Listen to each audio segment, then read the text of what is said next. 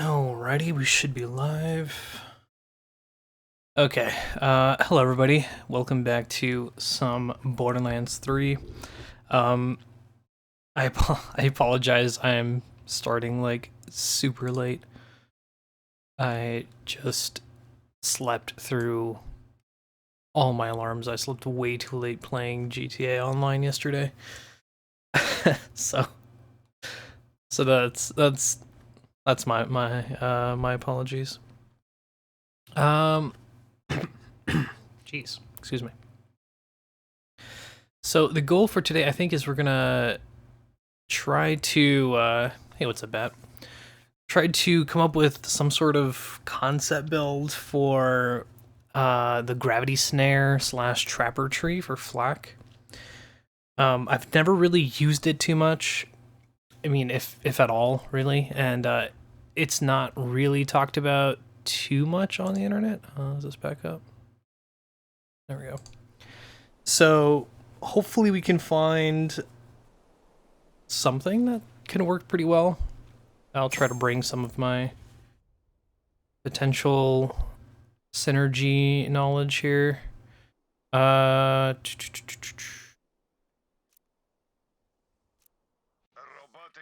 me see here. Right, we want one. So this is, I have a spare here.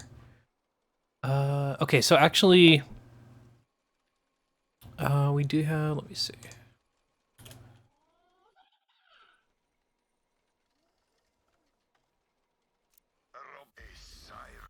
Yeah, so I do have a final build that I ended up coming up with, which is this guy. But we're going to essentially work our way up. Let me go back. Sorry, I'm like trying to move some files around.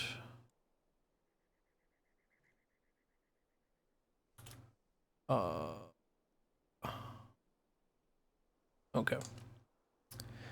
Alrighty. So we have here. Actually, this is an older version, so I'm gonna actually improve upon this. So let's actually delete this. Let's delete this save real quick. Yeah, I played around just a little bit yesterday to come up with, like, looking at the tree, but we'll go into it more detail. Also, I forgot about boring gun. I don't know. We can actually check it out. Let me see. This I forgot. It's at 5. Okay. First things first. Here, let's try to find which one is the medic here. It's this one, right? Yeah. Okay. Wandering medic. So that's save number 15. Which was letter F, I believe. Okay, so we want to duplicate, copy, paste, and then let's name it 14. It, for some reason, it goes A, B, C, D, E, F, and then it jumps back into number 10. It's really weird. Number 13 is save number 19. So 14 is going to be save number 20. Okay. And I'm going to rename them that same name. You'll see why. Because I actually I found a class mod that works pretty decently well. Okay, so should be able to minimize, go to play, load character. Yep, here it is. Alright, let's go to Sanctuary and clear out everything. Yes, I am using an inventory editor. Yes, I am using item codes from Loot Lemon. That's how these concept builds work, in case you were wondering. So it's just, it's a way to quickly throw together ideas and come up with, see if you can come up with anything neat, which is always fun to do. Let's see. Ready for a fight? I want to go back to Sanctuary.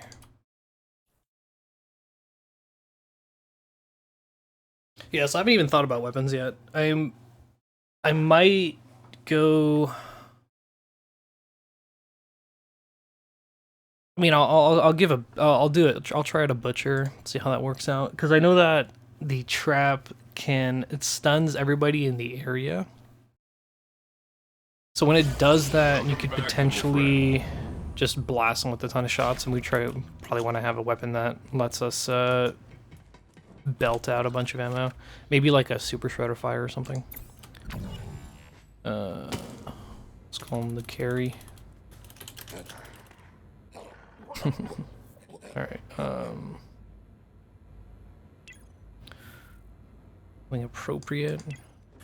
Neat.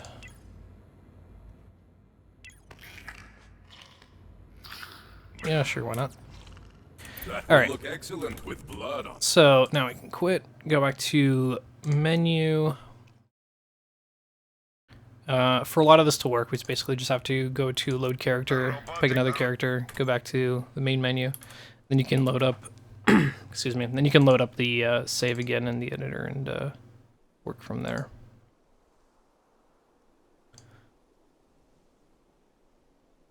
A Vault Hunter hub? Oh, never knew. I always just used Loot Lemon and then came up with my own builds for the most part. Oh yeah, we forgot to sell everything from our inventory. That's fine, we can just delete. That's not a big deal.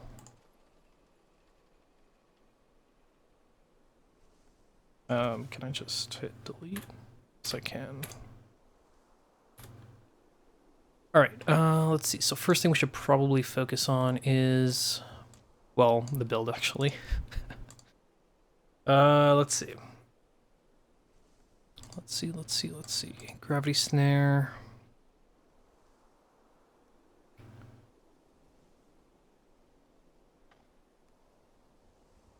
Well, for the most part, I can tell you right now, gotta go fast. Maybe success in imminent. I usually like to go agility training. Sometimes I've used success imminent. It actually works really well in conjunction with Gamma Burst, because you can kind of throw your pet into a group of people, and then if their shield breaks or fills, then it'll proc that, which is really, really nice. Let's go for Throat Ripper. Yeah, better toys. I mean, if we go down to Capacitance, you want to probably go into Shield. So that could be really, really nice. If not, we could go down to definitely Monkey Do, and then go into the Master Tree for a lot of pet buffs.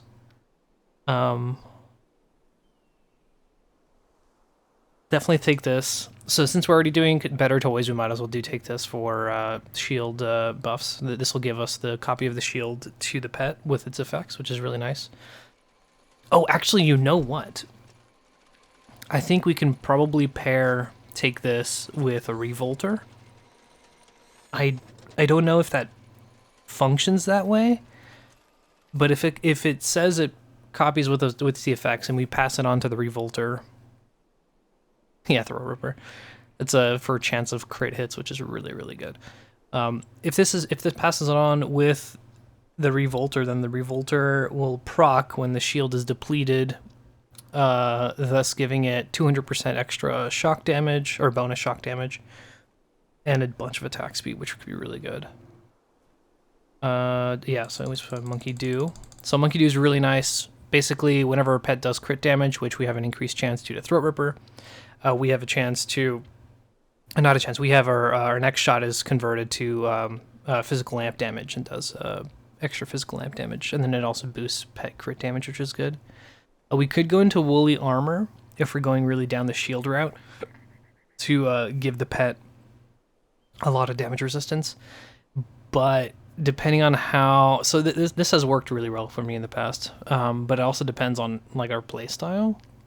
We could go instead into probably not even a challenge. This will boost skill duration, which in our case is going to be the Gravity Snare. Speaking of which, we're pretty deep down. We can probably pick the augments. I generally think Forage and Wide Net is the best. You just get so much ammo. It's ridiculous. Trap card's not too bad. That's like a, yeah, if you get downed, and you chuck out your Gravity Snare, which is pretty decent. Blind with Anger is also a really nice alternative. Instead of being stunned, basically just makes them attack each other. With Wide Net, it gives you a really nice wide area. So if we're going down the shield route, I would say Fuzzy Math. Excuse me. So whenever we score a crit hit, we, both of us, so that's me and my pet, restore a portion of our shield, which is 15%. Which is just as crazy as that sounds. Because not only is the pet going to be getting crits, but if we go down... Oh, you know what? We can go down to Megavore. Then we'll always have a chance for crit hits. So we're just going to be constantly regenning our shields. Which, if we do this and this, then we can use a Deathless. Because a Deathless will make us go down to 1 HP, but it will give us 100% shield capacity. And then with Capacitance, we get an extra 100% shield capacity. So our shield's going to go up to 200% capacity. And then, so the reason I named this save that I did is because there's also this class mod called the Error Bot, or it's an Error Delete or something. It's this guy right here, or CM Delete. There you go. And this guy gives us a point. We can have a point roll into Capacitance. So with Capacitance, that gives us an extra 200%. So 200% coming from Capacitance on its own. Then we'll have 100% coming from the Deathless. We can always crit, plus Fuzzy Math, plus Monkey Do. Yeah, no, it's going to be pretty nuts. I think I'll keep the actual roll that's here. It's a +1, +2, +2, which is perfectly fine. If anything, maybe a little more and keep them safe. Well, what's keep them safe again? Oh yeah, no, yeah, we definitely want that. That pairs actually perfectly well with this class mod, because whenever we attack an enemy, we have a 20% chance for the attack for our pet to automatically attack them and use it as an attack command. So we don't even have to manually proc attack commands, which is perfectly good, because that means if it's below 50% shield, then both of us restore 50% shield. Actually, 70%, because we'll have 2 points in it due to keep them safe. So we're just going to be constantly regenning shield. We can actually go up to 100 if we really wanted to. I think it's perfectly fine with 70, because it will also get 2 more points in Better Toys, which will give us more recharge rate and increase recharge delay. Actually, we could sack the 2 points out of Better Toys and put them in to keep them safe, which would be pretty wild as well. It's a cooldown of 12 seconds, so maybe we're better off putting 2 points in this. What does that bring us up to? 30%, 40. Yeah, that's actually pretty solid. All right, so that's that tree. Yeah, so let's go down to Megavore. Definitely want that. So let's do Interplanetary Stalker, because of course. Leave No Trace, we might as well. You or your pet score a crit hit. Dude, increased pet crits. Why not? Hunter's Eye, definitely. Head count, we could, but we can pick up... Remember, the one thing I like about the Gravity Snare is we could pick up the snare and refund a large portion of the cooldown, so we don't necessarily need to worry about the skill cooldown on that. I will go for Two Fang, because why not? Most Dangerous Game, really good against bosses and stuff.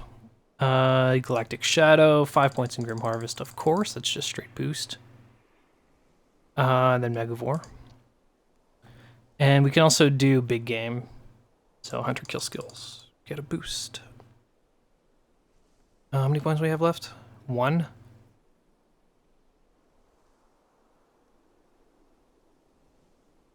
Maybe a Persistence Hunter? Action skill duration, 15%. If not... Actually, you know what? Wait, how much does this do? This gives us 15% gun damage, 25% skill damage, which I don't think right now we're doing any skill damage. This doesn't do any damage. 35% pet damage. If we pull out 5, we still have Megavore. We can max out Persistence Hunter. So we lose 3% gun damage, but we get 45% action skill duration. And this already lasts for 16 seconds. So an extra 45% on top of that. Plus, if we keep getting kills, not even a challenge, it'll make it last even longer. And we have 3 points, we can put them into Ferocity. Or we could do, if we use a Bull Loader, we could go for the eyes. Because that, whenever it knocks them up, that's always going to be a melee hit. So that'll just boost its crit right off the bat, 45%. It's pretty huge. Or we could just go for Ferocity, which will just bring it up to 30. I think we lose, what, 5% pet damage doing that? But I think this combo probably works a little bit better because we actually end up getting some action skill duration out of it. So we lose 5% from the pet damage and 3% gun damage, but we gain an extra 45% action skill duration. Losing the skill damage, but we don't even have skill damage, so that's perfectly fine. Yeah,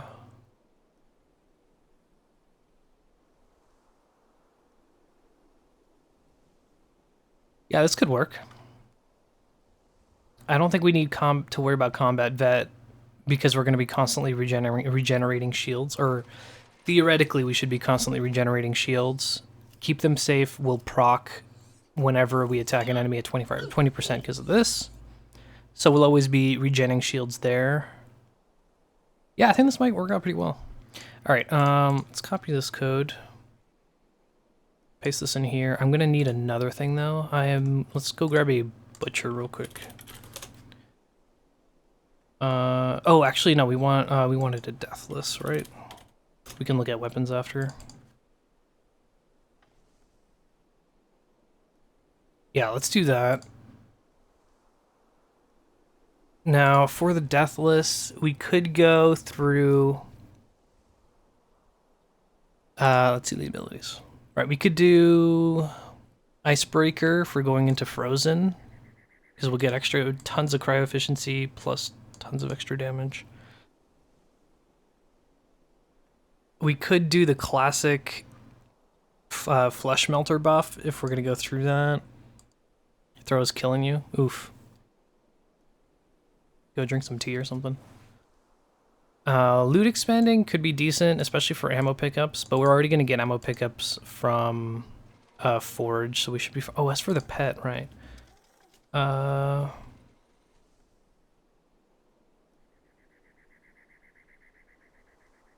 damage res.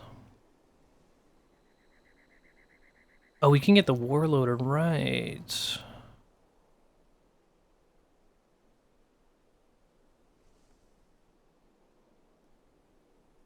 Yeah, actually, you know what? We could, so either the Bull Loader or the War Loader. I think I'm going to do the... War Loader. Because the Missile Barrage is a lot of damage. It's a ton of damage, and it's an area, which is really, really nice. And if we're using Gravity Snare, it's going to stun everybody in the area. So if it uses its AoE on anybody in the Gravity Snare, it should damage a lot of them. So that's going to be really, really solid. Plus it throws grenades. But here's the interesting thing about the Warloader is that the grenades that it throws is actually a copy of your grenade. So we can take that. We can take advantage of that. We can definitely take advantage of that. So essentially here we get a copy of our grenade being thrown, plus a copy of its shield, or our shield, given to the pet. Copy of the grenade. Hey, I wonder...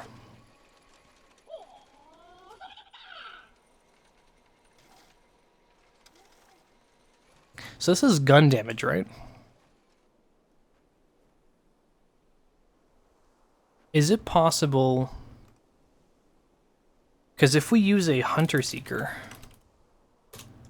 Hunter Seeker is one of the only... It's the only grenade that actually shoots out bullets.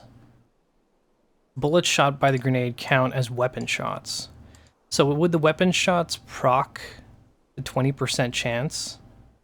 In which case, the warloader can throw out a grenade that procs its own class, that procs the class mod for it to use its action skill.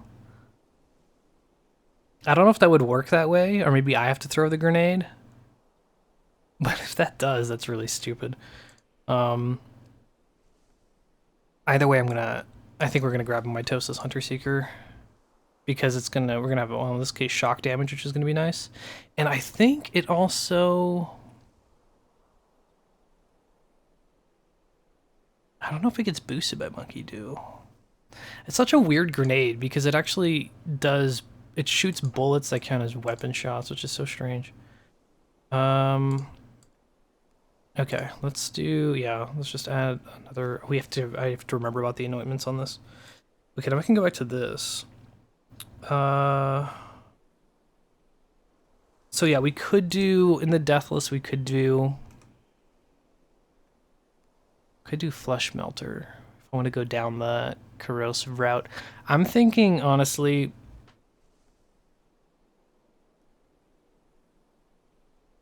I'm thinking Atom Balm. I know radiation is like, I use radiation a shit ton, but I love it. And I think this can pair burst damage and burst radius, can pair really, really well with the Gravity Snare. Because think of it like this, With Amara, the Rad Amara build that we made, it worked perfectly well because we used the that one ability that pulls somebody up, chains to everybody else. So when we dealt damage with radiation, everybody got radiation damage. That was phenomenal. Here, we throw the Gravity Snare, everybody in the trap gets stunned or levitates, gets stunned for 1 second. If we do radiation damage, the radius of this Gravity Snare should be about the radius of the radiation burst. You can essentially just wipe the floor. Alright, here, let's do that. Let's go down the rad build again. Because why not? So we want to do Atom Balm. This is loaded. I think I want to do... wait a minute, what can we do in here? Okay, this has a secret stat one, which is perfectly fine. So on the third one here, we're going to do area damage.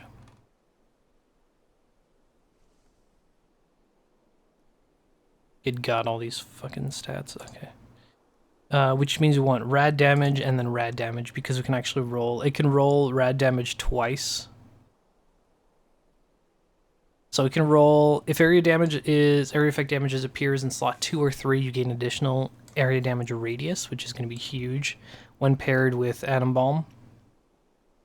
And then some stats have a chance of doubling twice, which includes radiation damage. So that'll give us, instead of doing 28% radiation damage, it'll do 56% bonus radiation damage, which is fucking huge. Plus the radiation damage coming from Atom Balm, which is an extra 50% aura damage, plus 25% burst. Okay, so that's done. In this class mod, can we roll on stats? Let's do weapon damage. It's this one. It's secondary weapon damage? Or primary weapon damage? I don't think there's a difference there. Skill primary. Yeah, weapon damage, okay.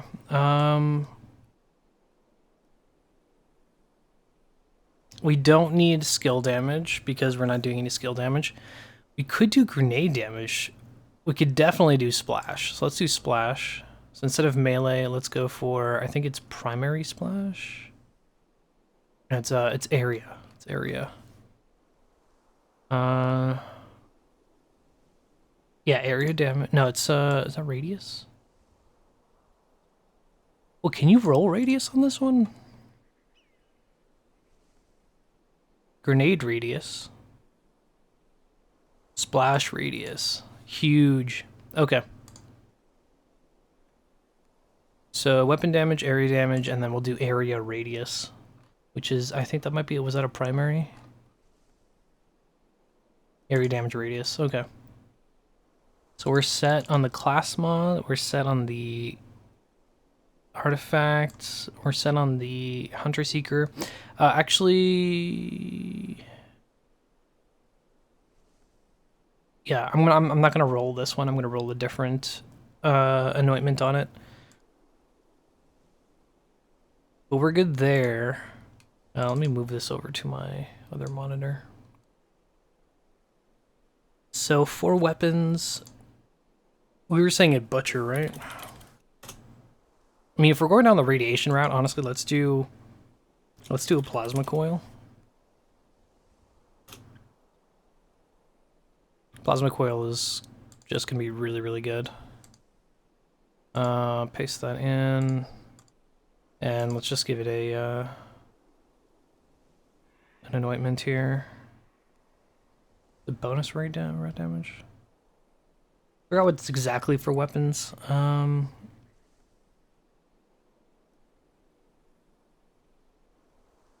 I think unhealthy rad damage is a good one. That's like when you're below a certain amount of HP. But there should be a actually, you know what? I think it's down here. Yeah, Gravity Snare active damage. I ended up reading that. I found it on because I rolled it on one of my other weapons once before. But basically, when Gravity Snare is active, you gain, I think, 200. It does an extra 250% damage, which is ridiculous. But that's how you know that the devs were like, not many people are going to be using the Gravity Snare, so let's give it an anointment that actually makes it kind of worthwhile. Okay, so that's done. You have a plasma coil. I'm thinking maybe some sort of heavy. Oh, you said, what'd you say? You said boring gun? Let's check that out.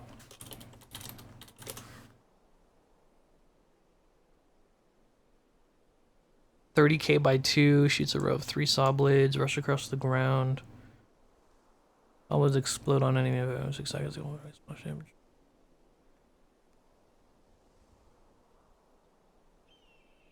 We could try it. What's the radius on that? 390? Alright. Sure. Here we go. Let's paste that in. And we're gonna do, instead of cryo, we're gonna go for radiation. I'll do the same thing. I'll just bring this down here, do Gravity Snare active damage. I mean, if we're going down the boring gun route, we can probably do a flacker.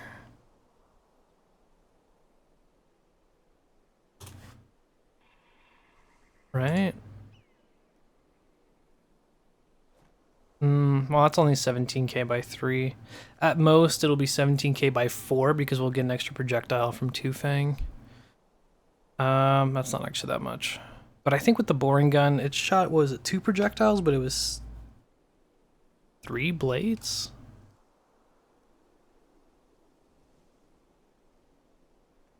Yeah, it's 2 projectiles, but shoots 3 saw blades. I don't understand. I don't know what the ratio for that is. That's really strange. So if it shot another extra projectile, would it be 1 or 2 saw blades? That's a good question. We could also go down a heavy route. Let's see. If we do heavy, it's back burner. There's also, man, there's so many fucking guns. Complex root, no. Creamer.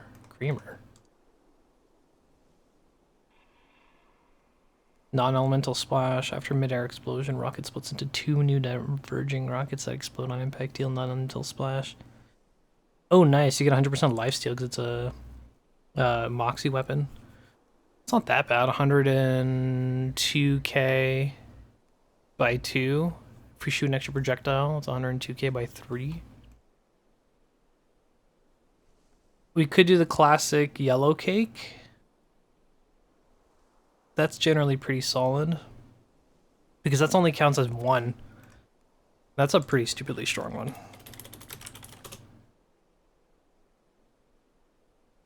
Huh, they put in a blue cake in Tiny Tina. That's funny. That's one word. Yeah, it's 113k, but it's only 1 projectile, and then it splits into 2, and then each split into 2 again. So if we shoot it times 2, that's going to split into 4. It's going to split into 8. Yeah, 4 orbs, but then it's going to be times 2, so it's going to be 8. We could try that out. That could be really worth it. I always like using the yellow cake. It's just solid gun. It's pretty fucking busted. Oh, we can also use what is the name of that sniper?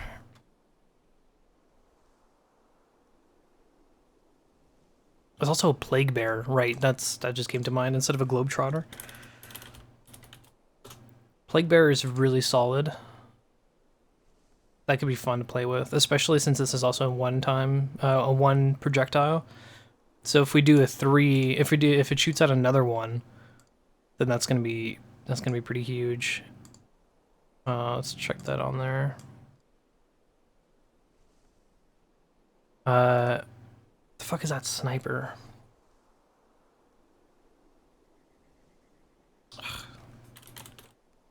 There we go. Just do that. Not Firestorm, not Liuda.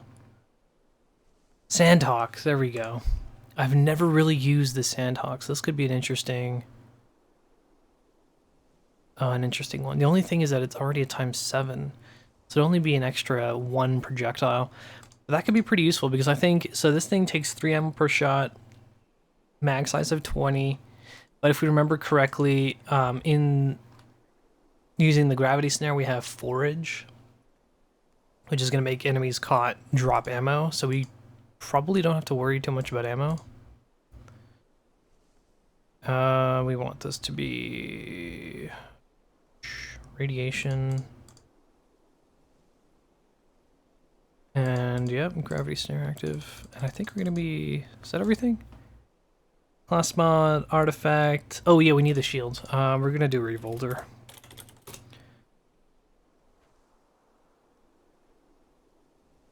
Yeah, the bonus shock damage is just way too good to give up. It's always just one of the best shields. And then we're going to do the overcharge on that. So when we activate our action skill, it's going to proc that. I think we should be good. Weapon damage, area damage, damage radius, double rad area, deathless, atom balm, hunter seeker, plasma coil, shrinking more. Okay, cool. Let's head back over. We can actually go into the implementation here. And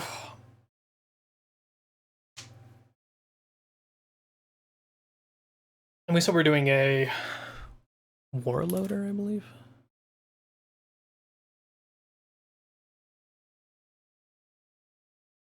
Yeah, okay.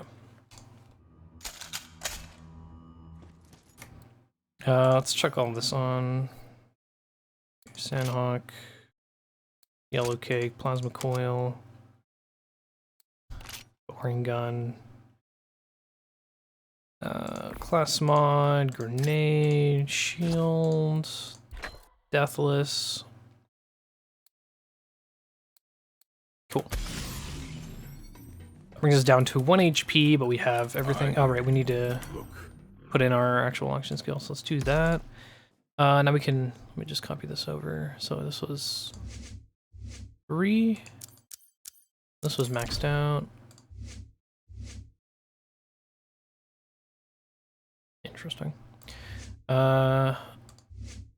Right, let's start here. So 5, 5. If anything, we could pull out of agility training and go into success a minute. The reason I like agility training is because since we're going to be using the warloader, it has an incendiary shotgun, so that gives us an extra element out of it, which is really quite nice. 3 points into you. Forage, wide net. 3 points into you. 1, 5. Warloader 5, 5, 1, 5. And then here we have 5, 3, 5, 5, 3, 3, 1, 1. There we go. Magnificent. Sweet. Okay, well that should be everything. What are you using? What's your shotgun? Is it Hyperion? I presume so, right? Yep. Alright, let's see. Yeah, so now we can throw this out, pick it up. We have the shock going, we have our extra shields, so up to 222k, which is pretty nice. Come on by the street and say what's up, crew. Oh shit. I haven't used the fucking boring gun in a while. Oh, deals damage. Look to the skies. It's not nothing. What else do we have? Right, the Sandhawk. Oh, I need to re-roll the plasma coil one. That should be number 3. Let's swap that over to radiation, which is really nice because if we fight any enemies that are immune to radiation or shock, we have either or, which is really solid. I also want to re-roll this grenade here. Let's do corrosive because it's the only thing we don't really have covered to some degree, and then I want to re-roll you. Barrier, gamma burst. Fade away. Let's go. Gotta be very careful I don't go over it. Gravity Snare, yeah, 250%. It's just huge. Okay, cool. Should be set, and this should last like quite a bit. Oh yeah, plenty of time.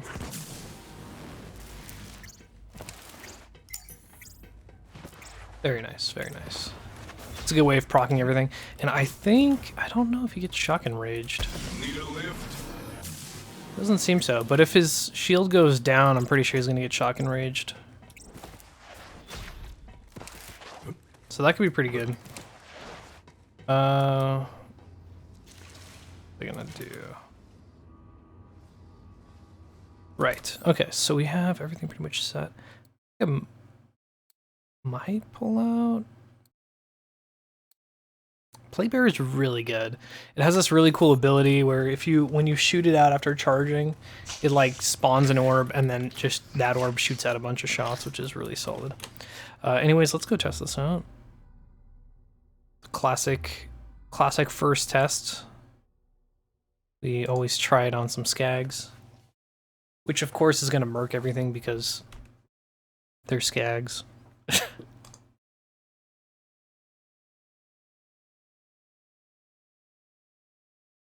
So we'll see that, but I think we have a pretty good Gravity Snare build, which would be nice because it's like, it's not really all too often that I see them. They're really solid area builds though. Whence you came. Jesus Christ.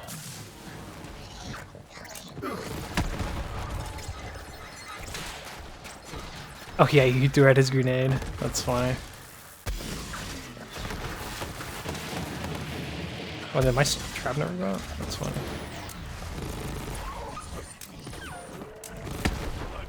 Oh yeah, these guys drop ammo. Oh yeah, that's right, and shield boosters. So we're just like basically not gonna die. Or at least if we go down, we should be able to come back up pretty quickly. What else we have here? The yellow cake. Do I have enough move speed for that jump? Probably not. Alright, well, let's go up here then.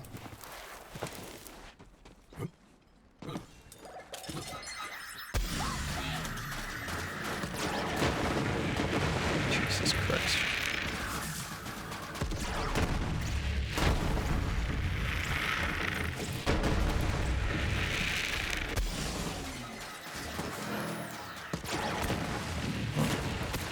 At least it's a good way of proccing the Revolter, though. Basically, whenever we want. Holy shit, my health.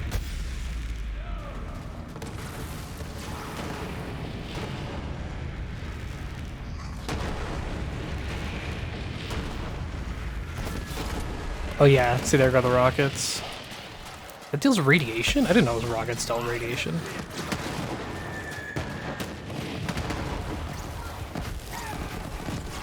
It's huge. Where's the Sandhawk? Send you all to death. This is the boring gun.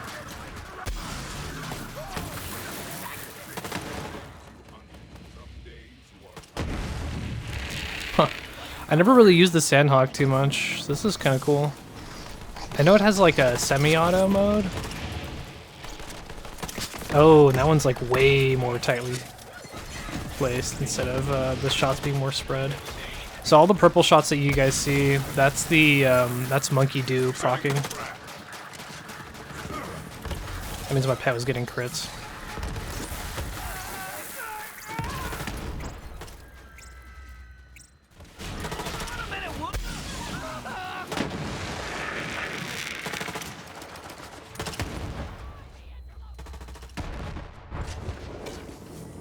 Man, that makes the Gravity Snare last so long. Holy shit. And then the Shock and Rage also makes us shoot way faster. You're all. You know that, right? Only thing is I might have to worry about some ammo, but I think if we get some ammo drops from the Gravity Snare's forage, we should be fine. Don't know how often that procs though.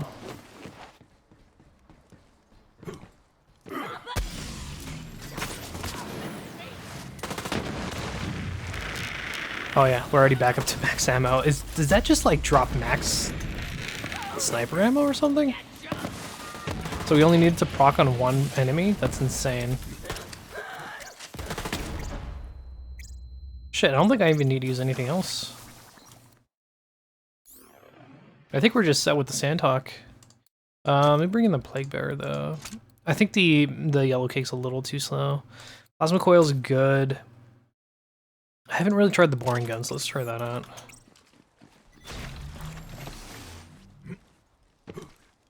Might be a little tough though, because the blades that don't have any sort of trajectory. Jesus. All right, let's go to. Yeah, let's go to Slaughter Star. Fuck it. Best way to test something is to go out in the field.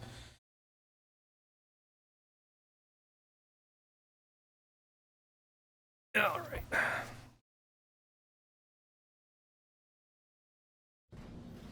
1 second.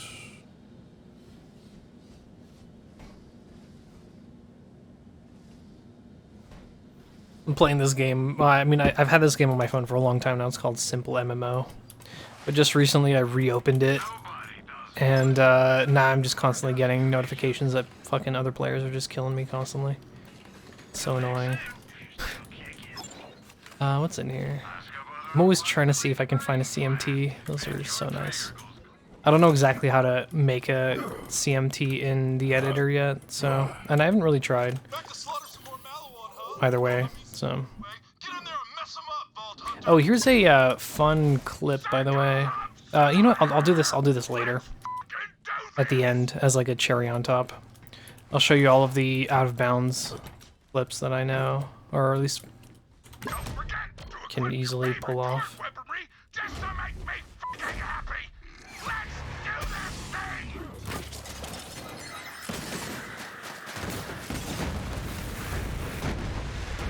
don't think this is working that well.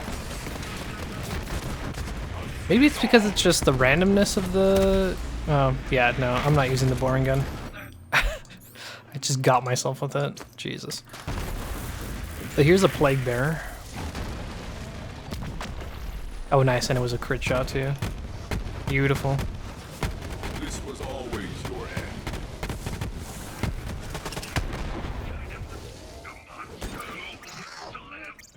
I'm really digging the Sandhawk so far.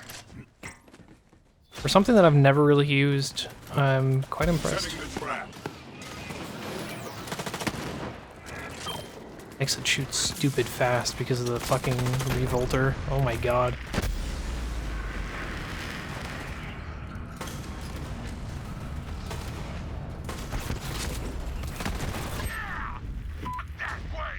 Okay. Oh, one of my favorites because the ship comes in.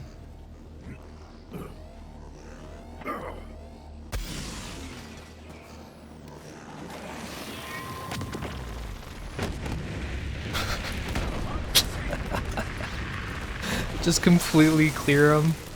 Thanks for the ammo.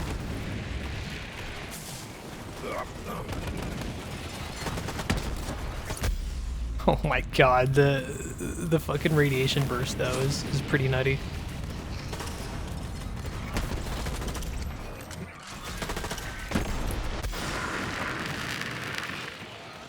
Kind of a glass cannon build, but if we can get going, picking up all of the stuff that these guys drop, like the shield boosters, then we have a lot of sustain.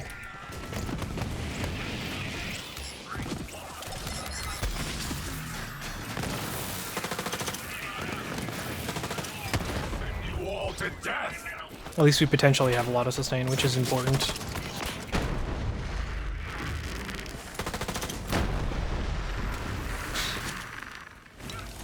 And then Atom Balm just does the Atom Balm thing.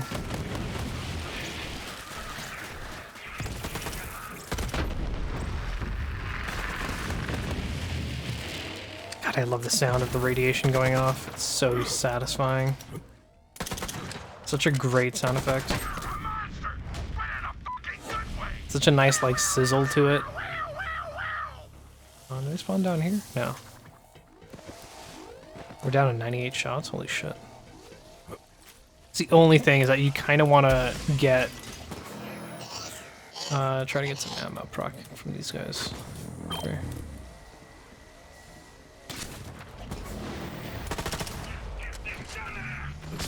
Give me ammo. Oh, there we go. Full ammo. Well, that was easy.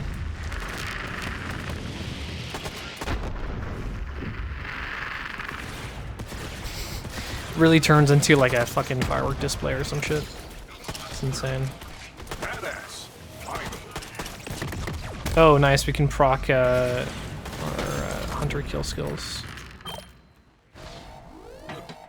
Most dangerous game and whatnot.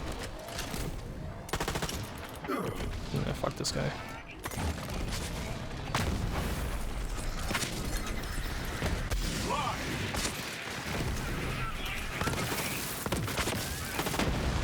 And since our pet can get crits, remember, we're gonna get 70% of our shield back whenever that happens.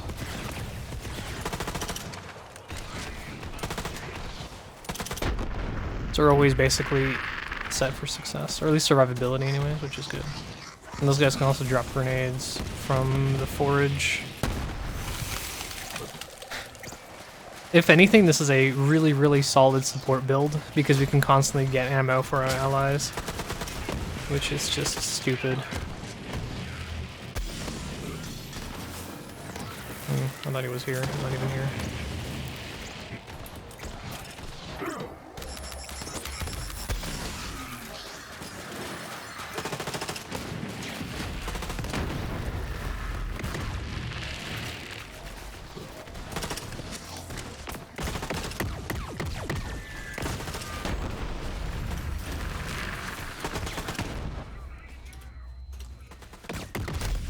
The extra corrosive damage is also going to be really useful. So that'll come from by fighting bots and whatnot. That was a really solid round one, must say. Never really felt too scared. Also, when we go down, by the way, I forgot to mention, when we go down, we instantly go into fight for our life, right? But when that happens, our shield also depletes, which means we get the Revolter proc again, which is actually phenomenal. That's really good.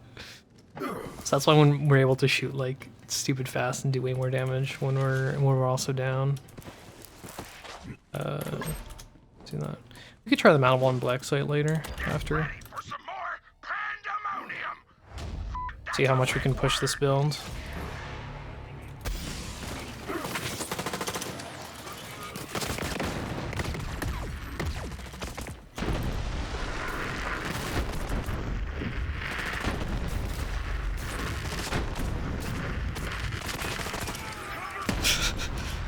Oh god, I love radiation in this game. Cryo got slightly nerfed compared to pre-sequel. The radiation, man. Fucking fantastic.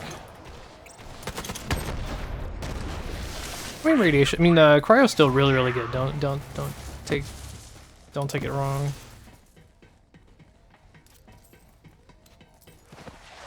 And there we go, we're already set on grenades again. Back to full ammo. I haven't even opened any of the ammo chests. It's phenomenal.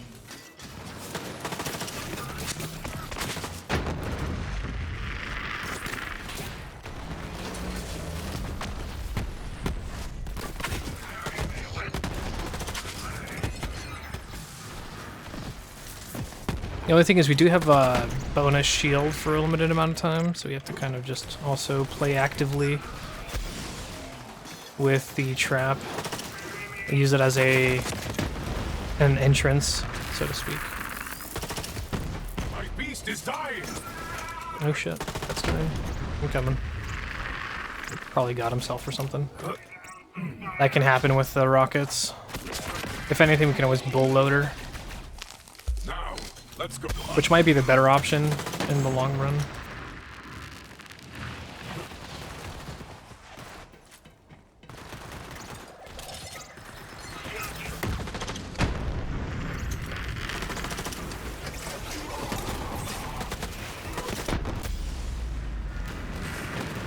Also, when you go down and the trap's out, I think the trap also stays out, which is really, really quite nutty. Jesus Christ. I'm really sorry if you can't see anything. Just nothing but lights. That's just how it is. Fuck? No.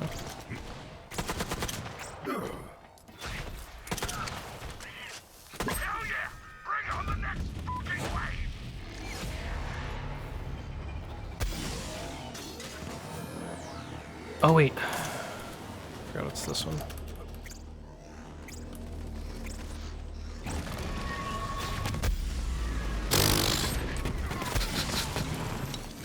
Yes, I would nick the corner of that. Fucking A.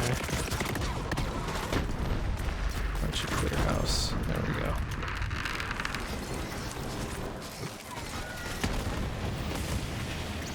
Can I run, please? So I can cryo.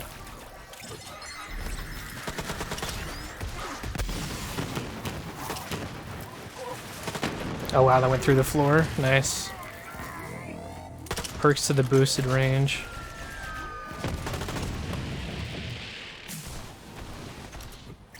Kind of wish there was like slightly different class mods for flak. I mean, like there's not really a class mod for any specific stuff that you're looking for. I love that it stops in midair, but this one is really, really good in this regard because you're constantly running around shooting stuff. So at least the active ability will always proc. And since he's shooting rockets, then we don't have to worry too much whether it's a flying enemy or not. Because the bow loader is only melee on ground. Fucking would walk through that shit.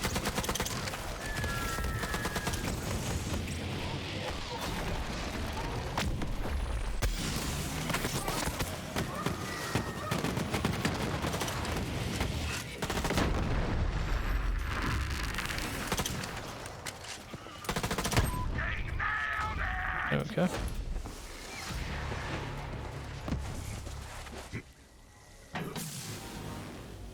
It's pretty solid. It feels really great. Like, this is an amazing running gun build.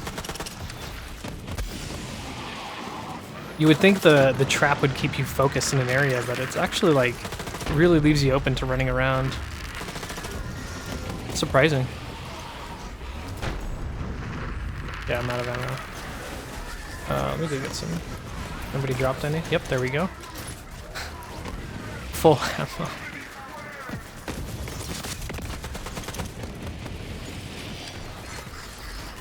Yes, please come to me where the trap is. Oh god. What an interesting DLC build.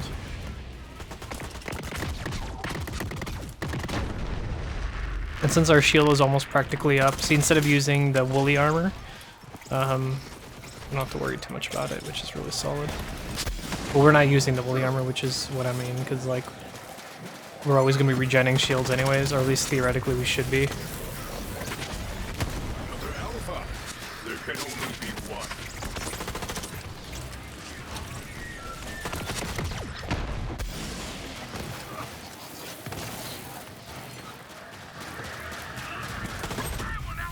Nice. With their sick mouth guitar solo. Good old Torg. Does anybody here drop some ammo? I can go buy some, it's not a big deal.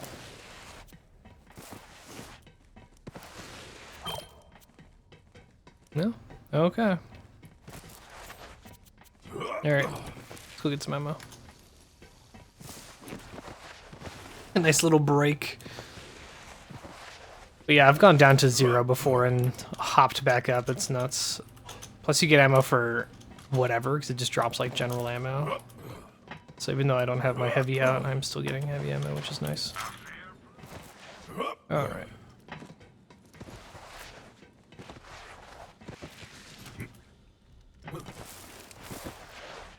Sandhog is really, really good. Kind of scary. I'm impressed I've never really played more with it.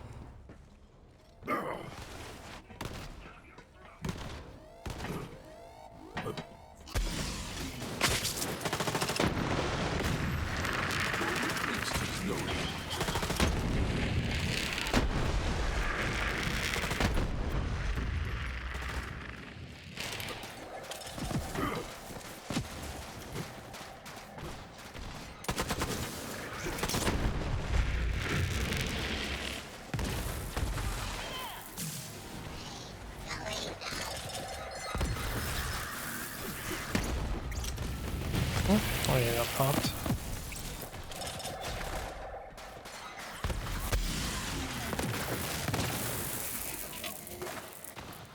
I don't know where you're at. Oh, there you are. Once again, perks of the trap, being able to tell me where everything is at. Plus, there is a certain value you get from being able to stop a ton of enemies from shooting at once. It's really, really good. Like, such CC. Pretty phenomenal.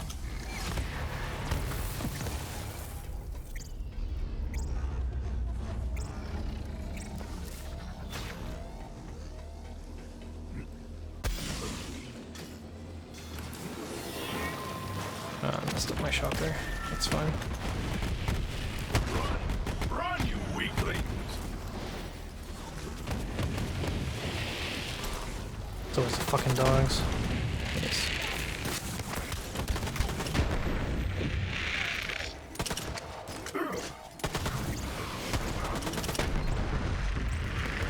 Got me some mail.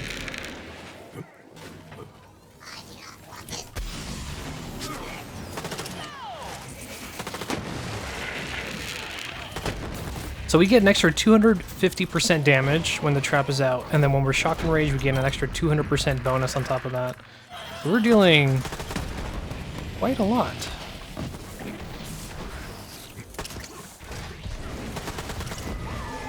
Like, quite a lot. Those missiles are corrosive. I mean, radiation. Interesting. Wanna drop ammo around here?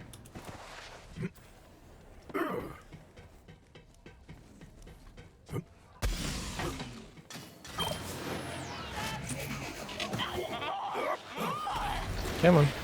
There we go. Ammo drop. Do you see me?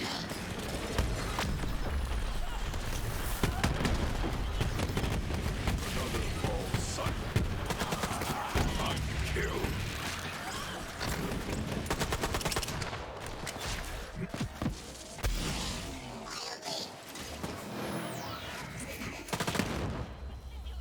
This shit is insane.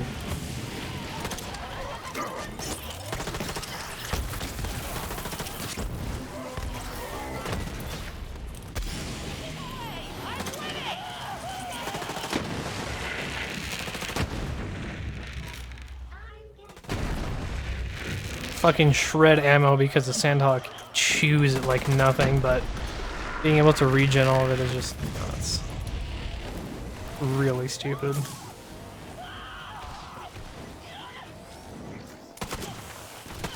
more fucking explosives this time! More!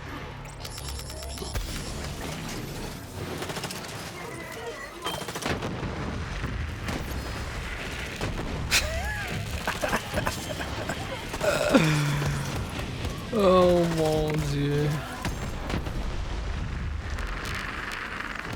You know it's insane when the fucking French comes out. Good God. This is so stupid. Any ammo? Yep, got full ammo. Sweet. I don't think I even really need to pull out the Plaguebearer. Holy shit. Madhouse! It's gonna be a fucking madhouse out there! Fuck yeah! Man, we're just breezing through these waves. Like, I'm not really sweating it. Yeah, I go down, but I come back up just as quick.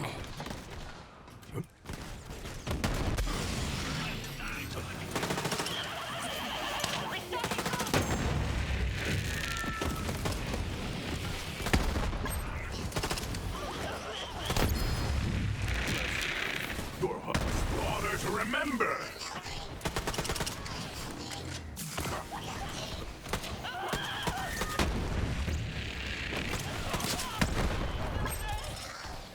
And then you can go into semi-auto for more of a close spread, which is really nice. Am I about to get screwed here? No, I'm good. Should be some boosters on the ground. Yep. Any ammo anywhere?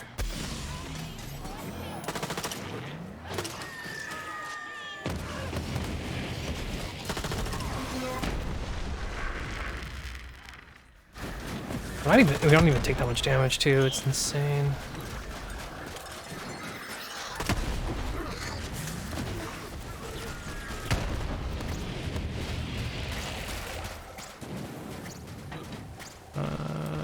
Some back there. Let's bring everybody over here.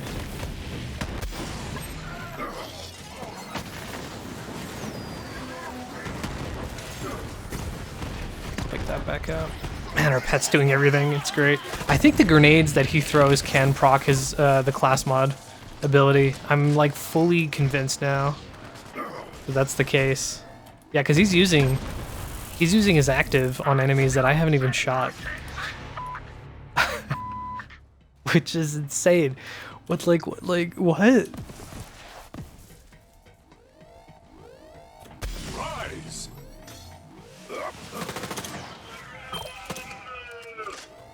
Hey, pal.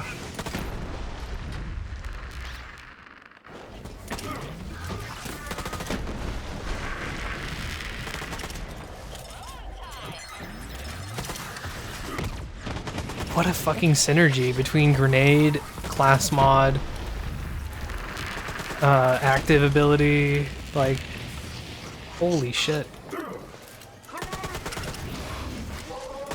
And then just the Sandhawk being a Sandhawk.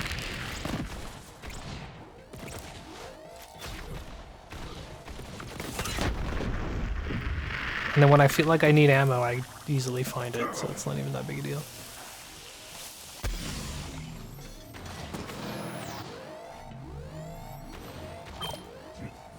Not around here? Oh. I got baited.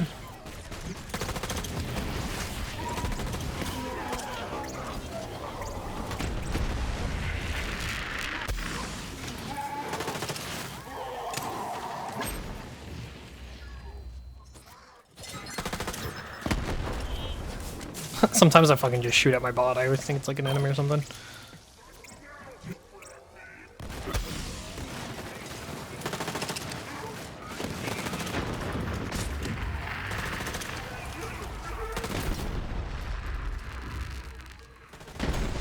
Just shoot at the white orbs. That's whoever's stunned.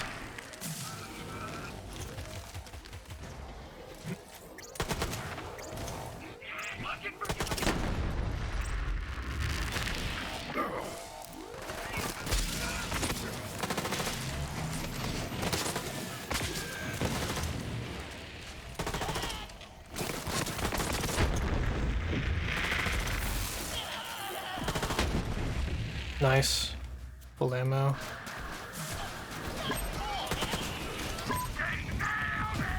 Okay, next wave. Should be starting to get some bots soon. Oh, such shit.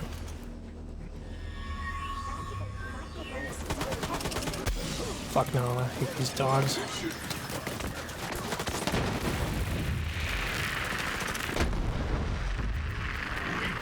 All of you are weak. Alright, it's picking up a little bit here.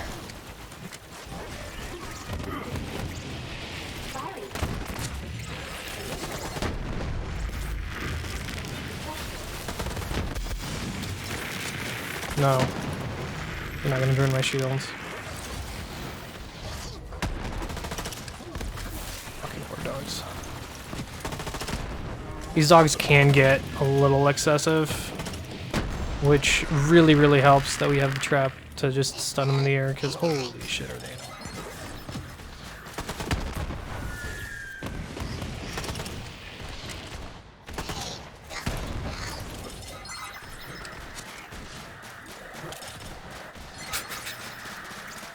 Oh, there you go. There's the action skill proc, and the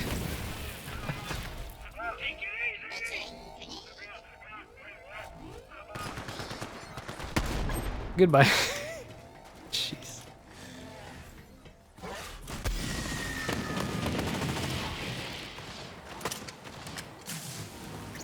If you're quick about it, you can throw it down, pick it up, throw it down, pick it up, almost constantly.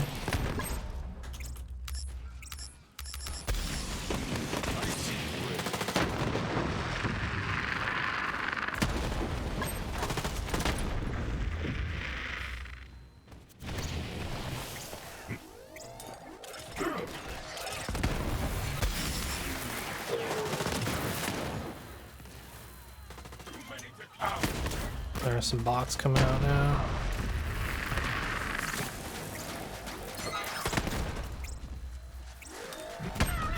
Nice. Alright, last round. Cool. Anybody got some ammo?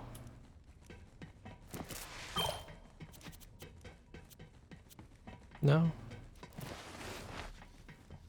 God damn. Alright, let's go get some ammo.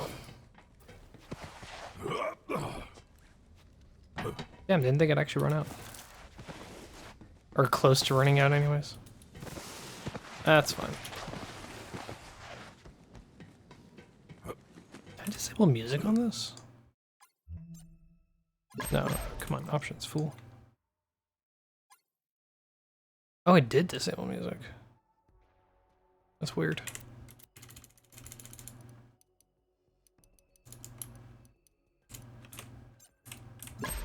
My bad.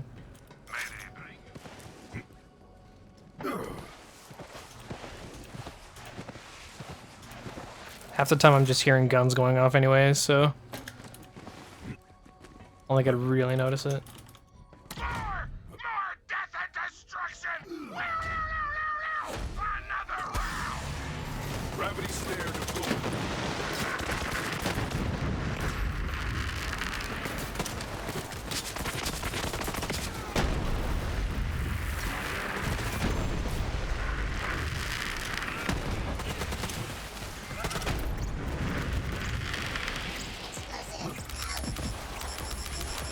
Throw it!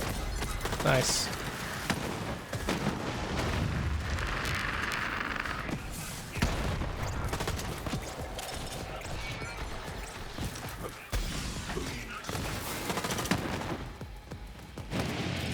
Oh yeah, no, I can...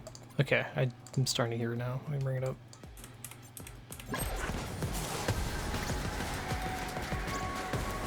Surprised I had it down all the way down to 0. Oh, I think it's because I'm like, when I usually play by myself, I'm listening to music on Spotify. So, that's why I generally never have music on.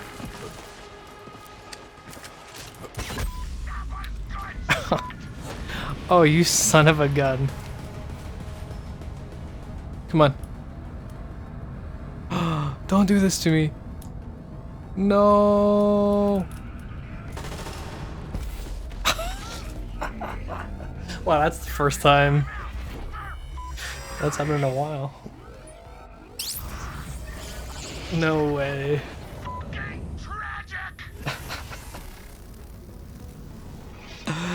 Oh shit.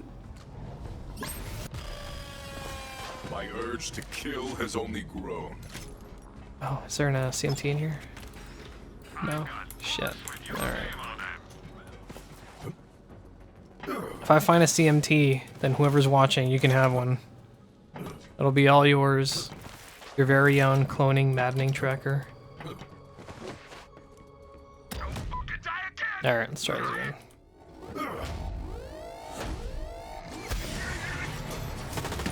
Just you learn to fly quickly.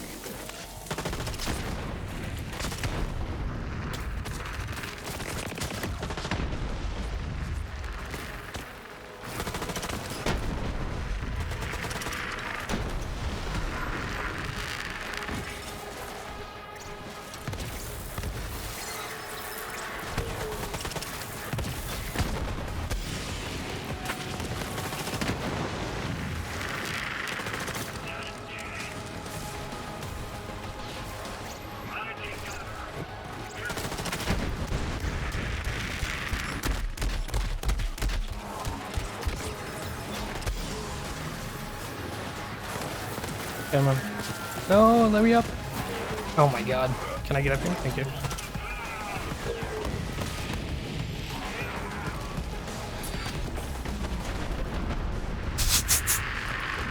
Full ammo? Yes, please.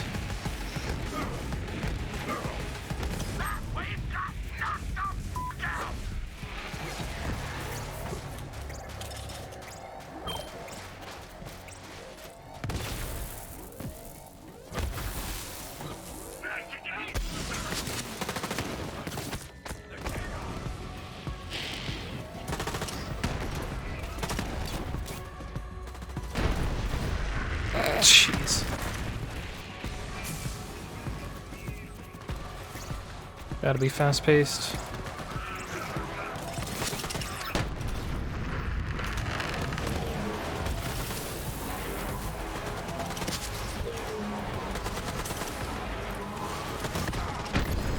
Holy shit. Oh, at least I got rid of the ballista. That guy is so fucking annoying.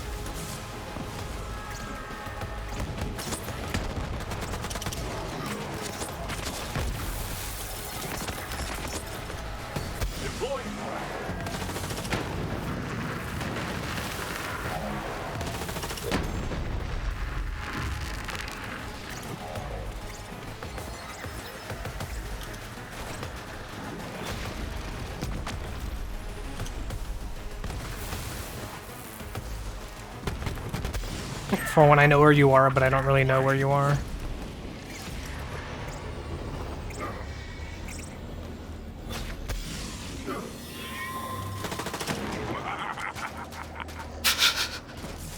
Nice. That was actually a really good flak laugh there to make it for it. Not to make it for it, to compliment that perfect moment.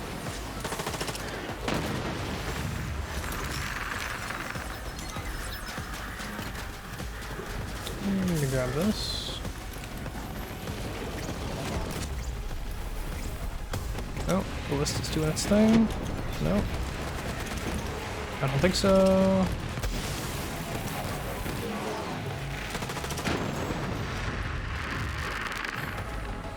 Where are you? Oh, there you are. Hello.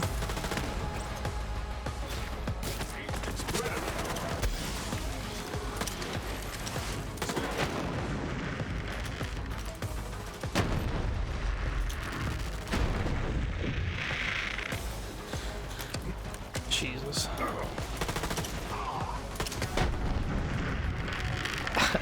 I'm really liking the Sandhawk. Yeah, you know, you're limited by a fucking sniper ammo count, but man, it is so good.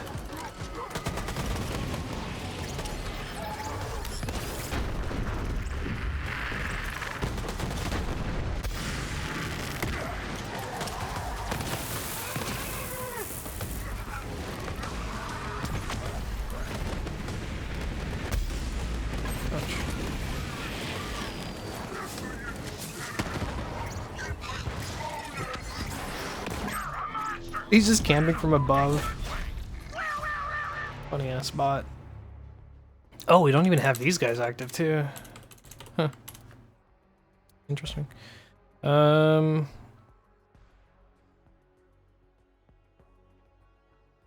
screen, I guess.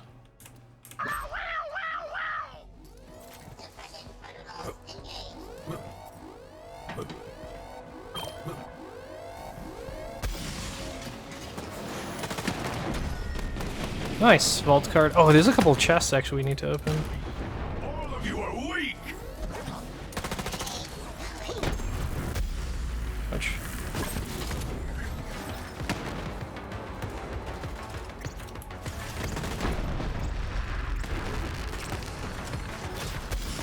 Deploying trap.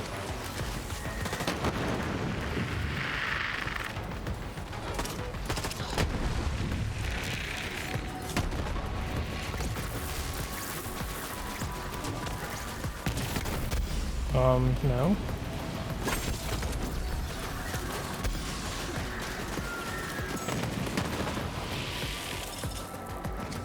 This will be my ammo source here.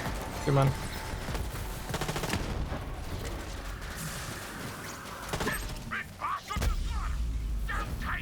Oh shit. Oh, come on. Is there a stupid barrel? Some shit. Some enemy must have died near me and the fucking rat explosion got me. Man, I didn't think I would die twice. Jeez. Not a full example, this is just me being an idiot. It's not an example of the poorness of this build. No, this build is really good. I'm just like getting way too close to enemies. I'm so used to playing my Butcher Flak build that I'm getting way too close to enemies when I shouldn't be. It's force of habit. I need to be like back here. Way the fuck from everybody.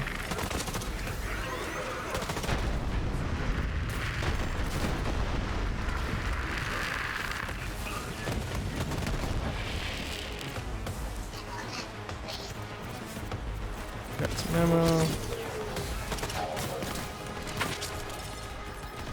Yeah, I'm so used to being like up front. The trap is still out? No, it's not.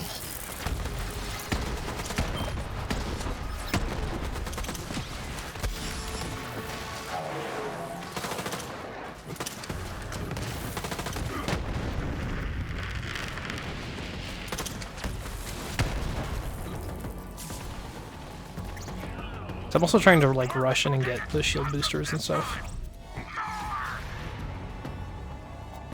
Need a lift. Oh wait. Oh yeah. Fuck. Well, I regret pulling that. Should have left it there. I thought it was gonna be the drop ship. That's why.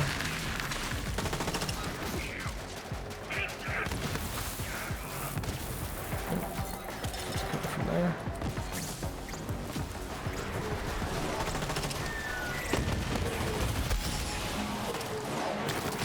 Chill, guys, chill.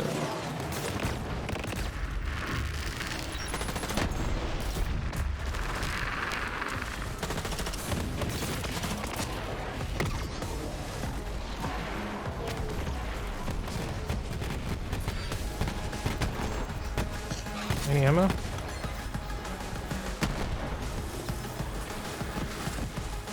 Yeah, tons of ammo. Did I just pick some shit up? Yes, I did. That's the one thing is you end up loading your inventory full of garbage. Sometimes.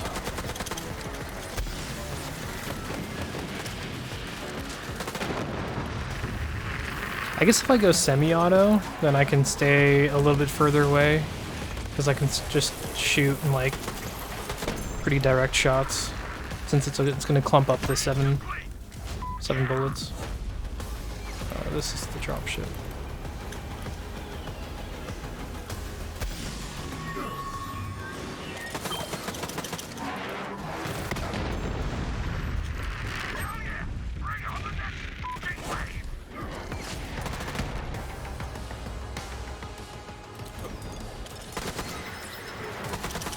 Fucking Megavore is so good.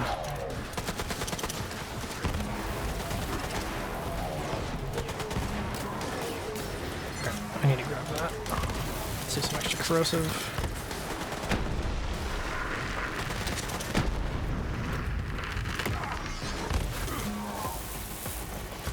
I'm being pushed around.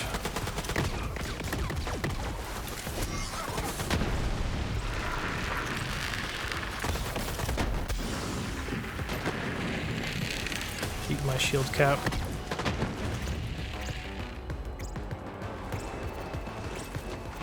Tons of ammo.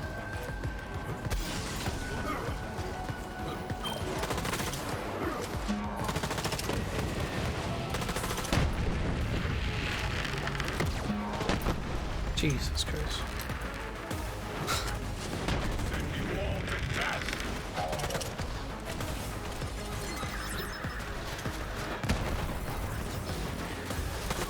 I didn't even know you were in front of me. Wait, who the hell is shooting at me? Is this guy? Oh, this Centurion.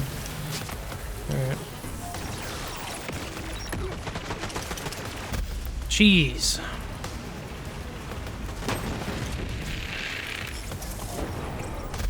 What is the fuck is even going on here? Alright. Leave me alone. And then give me ammo. Thank you.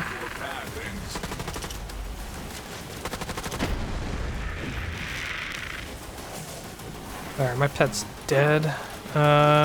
Shit. Okay. Let's survive for 40 seconds-ish.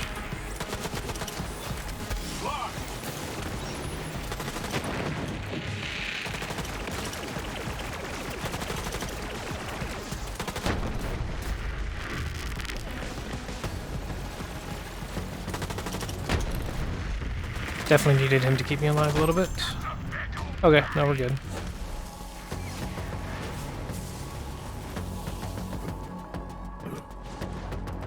Just downstairs.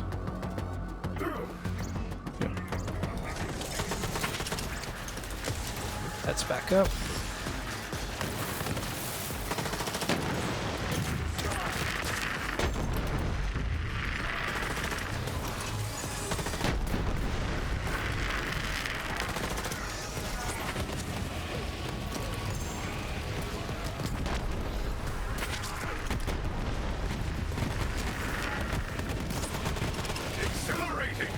Fucking fireworks show.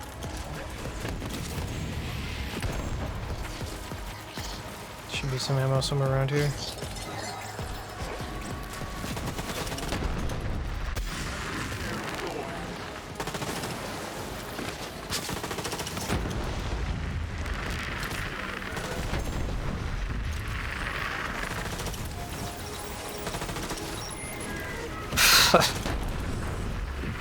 Sometimes you get easy waves in Slaughter Star, it's weird. Sometimes you get harder waves.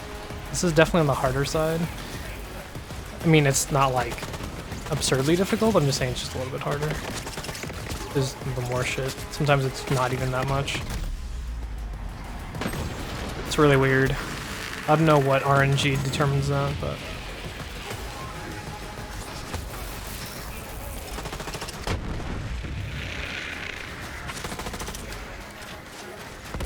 Fuck.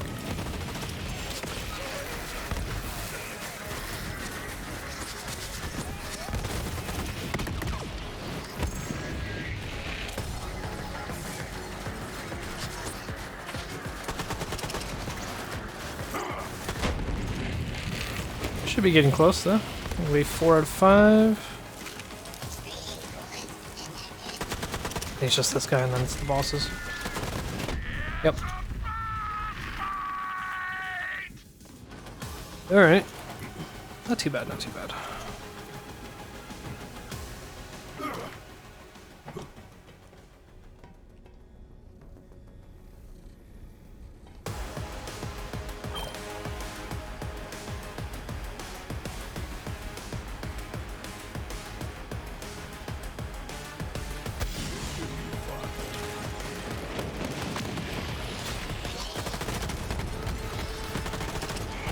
Definitely shred the fucking blue fire though. And since it throws it into the void, we can just keep throwing our trap. Which is just phenomenal. Now sadly this one's gonna be quite a while though.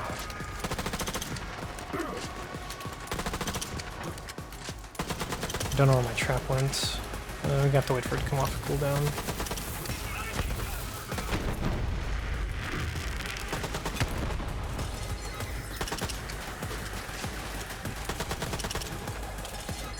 Well, at least we can get our bot to do something here.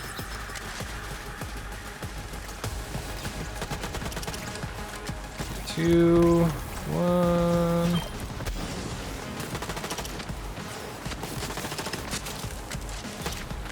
You cannot hide. Shit.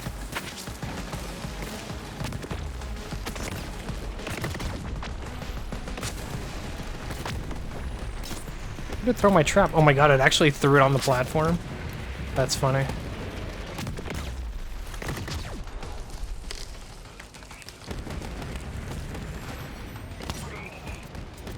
Is there any ammo laying around here?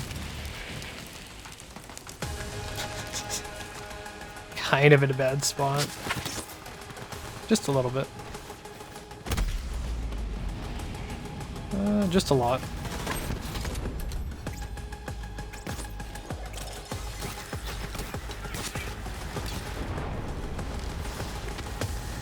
Please. Here, let me milk you for ammo. Thank you.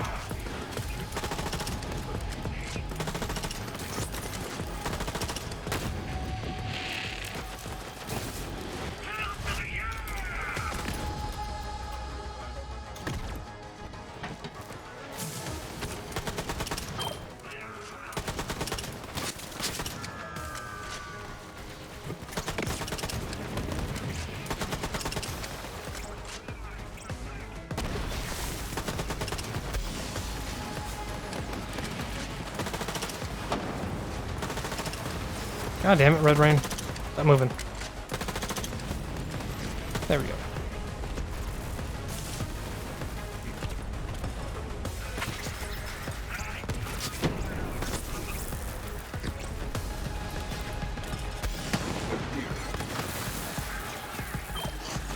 Anyone even around here? Oh, it's this guy. Oh, fuck off. Thank you.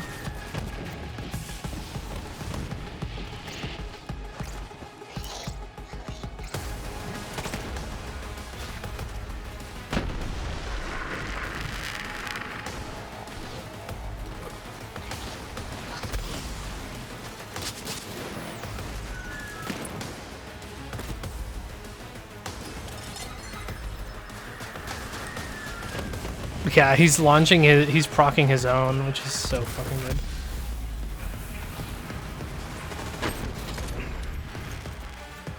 Big fan of that.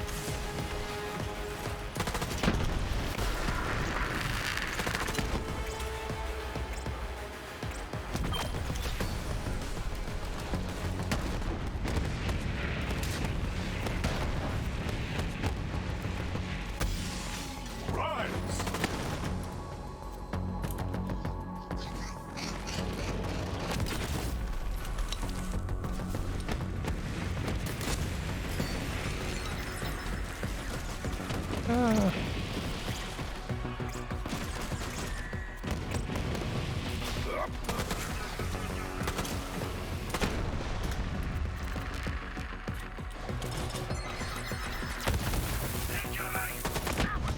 Alrighty. Last round was a little bit shaky there, but still managed to pull through. Very nice.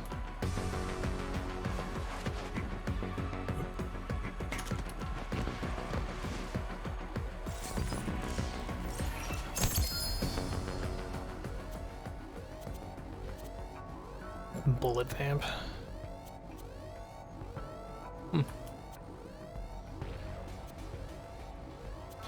Yeah, it was a pretty solid little test though. Yeah, this build is really good.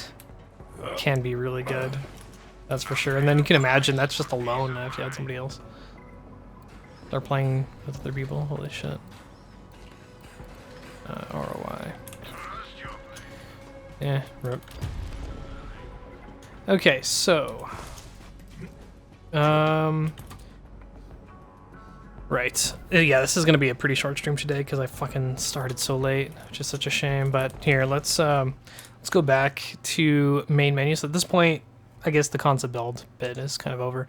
Let's go and look at. I'll show you some out of bounds areas that I know. For this, I'm gonna play as not as Mose. I'm gonna play as Amara because she's shorter.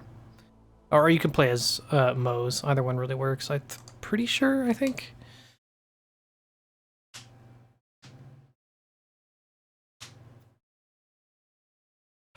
Maybe Mose has the reach. Not quite sure. Oh, Covenant in the Past. Okay, so this one's a really easy one here.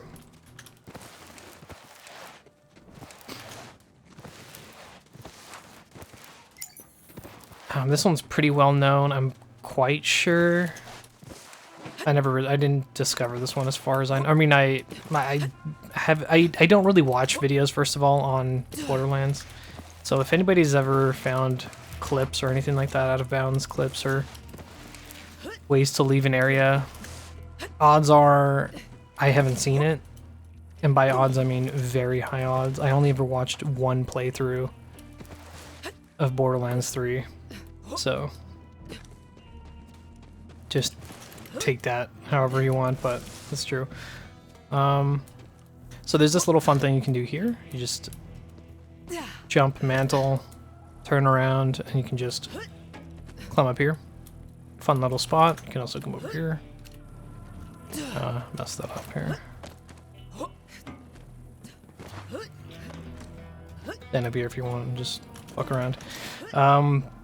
That's like a small little thing. There's tons of small little like mantling potential around, which is pretty neat.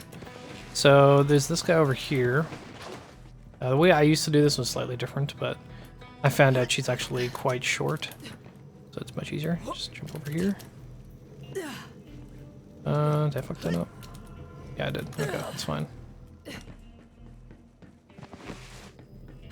So yeah, you have that chest over there, but if you jump and then wrap around this pipe, you can jump on it, crouch, go under, and get over here. Now what I used to do, if you're doing this with Flak, you can't do this because he's too tall. But if you're gonna do it with Flak, you basically jump onto this thing, you crouch, land on this little platform, run mantle, and then you basically want to do like stand as close to the edge as possible, run, jump, turn, and you can actually mantle up here. So you can skip fighting shift to come up here. As far as I know, this doesn't actually change anything, but it is a fun little thing to do.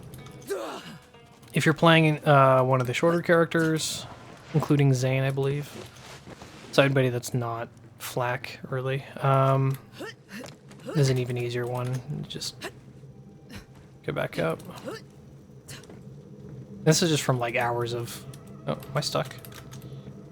Oh, I am. Okay, well, let's TP back. This is from hours of just like watching YouTube videos in the background and trying to find clips or OOBs if I can. Oobs.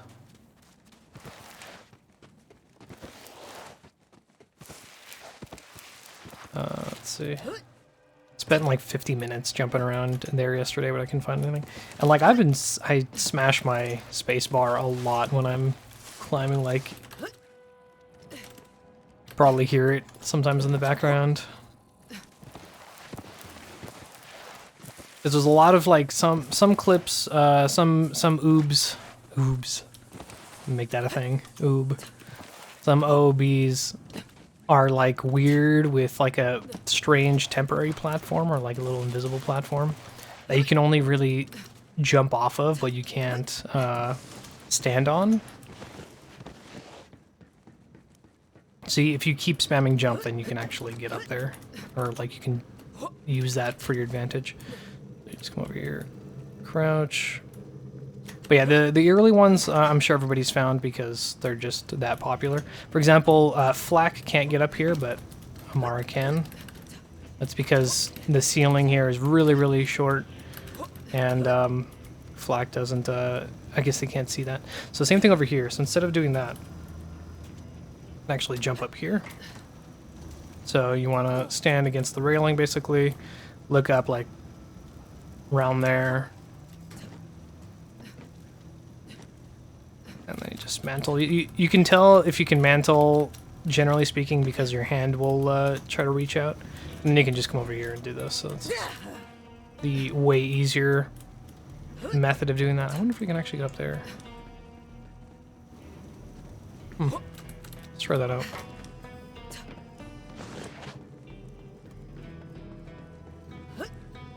But yeah, climbing in video games is like one of my favorite mechanics, which I'm sure you can kind of tell. It's kind of like the whole like jumping up mountains in Skyrim or Oblivion. I love doing that. It's just fun. Oh yeah, I can't even jump here. Never mind. Yeah, they don't allow any sort of verticality here.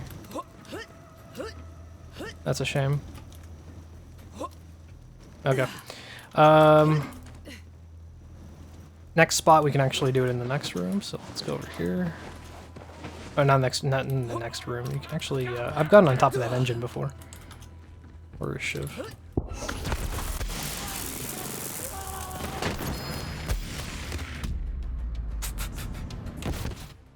Oh yeah, that's right, I forgot I have Guardian Angel. Can you drop anything good? Bouncing pair.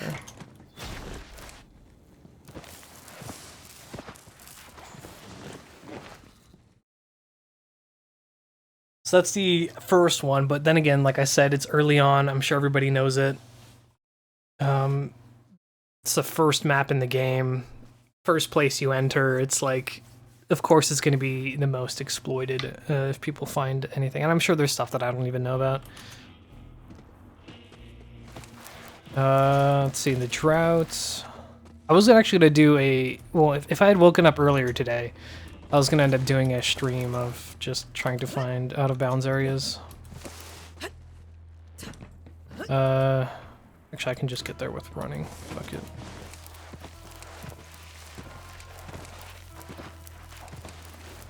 Now, I did this next one with Mose. I don't know if I can do it with Amara. I presume so, as long as it's not Flak.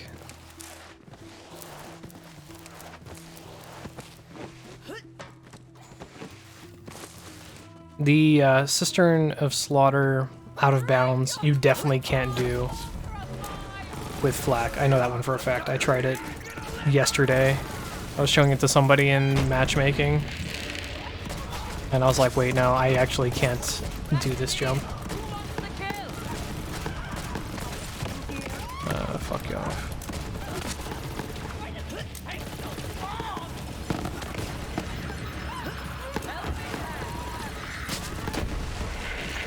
So everybody knows this one coming up here, where you just jump off of that one. You can also do this here. Flak can actually do this one, if I remember correctly. You basically do that. Oh, there you go. You can do that. So that's an easy way to get up here, and then you can get to, what's his face, easily through this. So there you go. Easy way to wrap around. The other one is jumping off of this like little invisible platform on the containers. So here, you can actually come up here. So if you're, let's say you're down here, right? So hop up, mantle, hop up, mantle here. Oops, I goofed that. There we go. Should be able to come over here, yep. And you can hop up and mantle there. And then you can actually do... doing this one will actually put you in a... You can potentially get stuck somewhere, but you can actually jump up there. Here, I'll show you.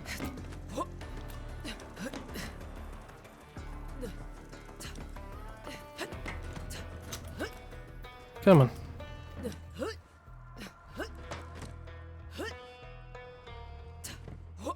There we go. So now we're basically on this invisible barrier, and once you're back here, you're screwed. You can just TP out. There's no way. Like, you can't skip, you can't do anything. Actually, I've never been up here. Oh. Is this as far as this goes? That's a shame. We've had more move speed.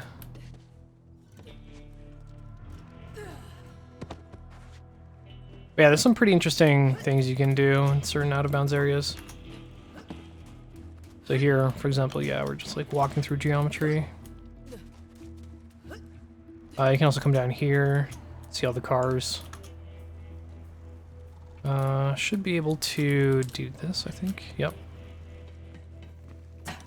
And you can wrap around, I believe. Where the hell am I? Oh, I'm over here. I should be able to climb up here, I think. I know I've gotten behind the other area. Is it up here? No, wait, that's not it. Oh, right. You can't be down here if you're gonna do this. I forgot. Yeah, so once you're down here, you're pretty much just down here. Like, you can see it as like limbo, basically. So this, it's like a state you're not gonna get out of. Oh, wait.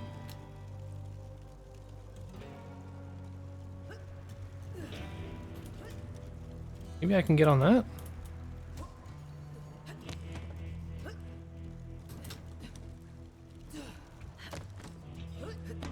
Oh. Oh, yeah, you know, you can totally get up here. Okay. So now we're over the entrance, which is below us. Now we're on the other side. Oh, yeah, this is how I got over here. That's right. Okay. Don't come down here. There we go. Let's come up here. And you can also, yeah, this should be a couple of things, but now we're basically back in that original area. However, there is an invisible barrier, so you can't get through, but... Neat little out of bounds bit here. And I can jump up there. I've gotten pretty high up. But yeah, there's tons to explore here. Let's go to the highway. So here's another one that I really like doing early on. I tend to do it almost in every run if I start from scratch. So a new playthrough. Excuse you.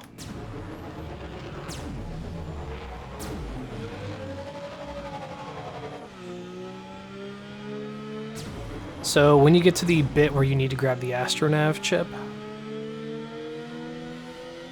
you can actually just come over here instead of running through the cave. I'm pretty sure this one's also quite known about. It's very, very popular. I would presume so. Because I use it all the time, so. So come up here, then you can just jump, and here you are. You're inside the area where you need to grab the Astronav chip. Should be right over there.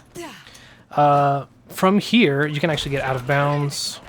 So you jump onto this container, jump on this, jump up here, jump over here, and you're just gonna go straight. Excuse me. Excuse me. Here. Yeah, there we go. Jump mantle, you're in this area. Now we're basically going to be on top of the entrance coming up. And you can get stuck down here as well, so be very careful. You want to jump onto the roof. Come over here. There's this little rock outcropping. Jump mantle. And you're going to want to mantle over here. There we go. And we can jump back in if we want to, but if we come over here, in this back bit, you can also mantle right here. Now you're truly in an OOB situation where you're just like outside of the area. There are invisible walls preventing you from jumping back in, but you can wrap around over here. You can also go like all the way back there. I've done that before. I don't remember if I did it from going that way or from just hopping the roof. But essentially, if you're playing as a new character, you can come here, come down. You hear there's the respawner there. Also, this is where the transition for Splinter Lens is. But now that we have the transition active, if we quit to menu,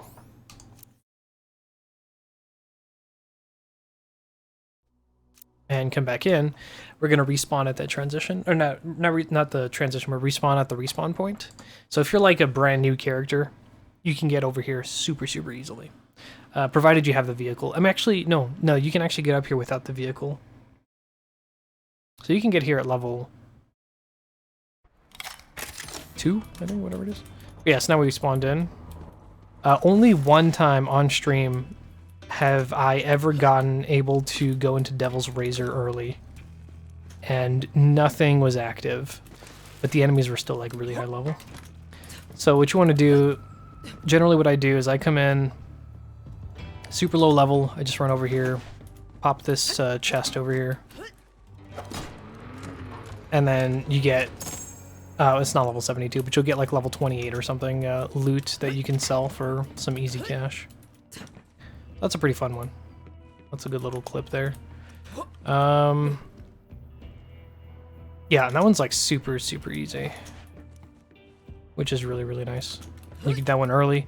Yeah, only one time has that ever happened to me, which was really funny. I think it was playing on my Nuke Cub or my Boom Cub Moes at the time before it turned into Nuke Cub. So there was that one. Oh yeah, to get up here without the car is very simple as well. So if you want to go over there and grab the respawn, you can. There's really no point in doing this other than if you want to just like flex that you're on the other side of the map before your buddies.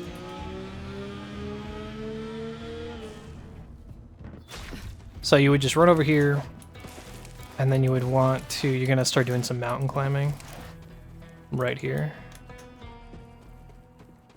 Run up.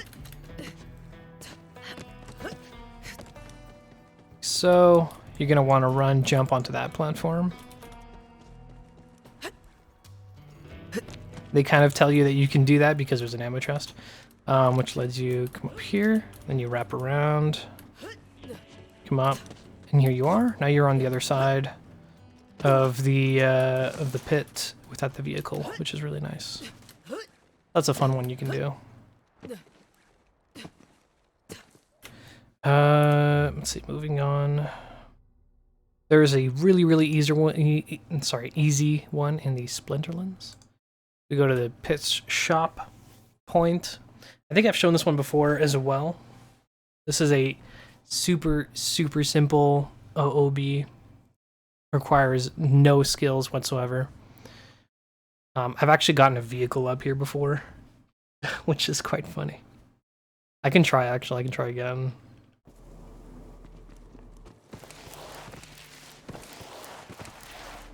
I'm just gonna bring in the other one real quick. So let me go to my hover wheel. Instead of having the double booster, I'm just gonna do the heavy. And we want the hover wheel from this one, so we just spawn in.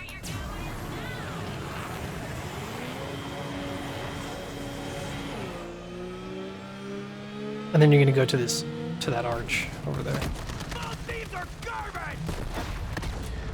Alright, dude. That's annoying.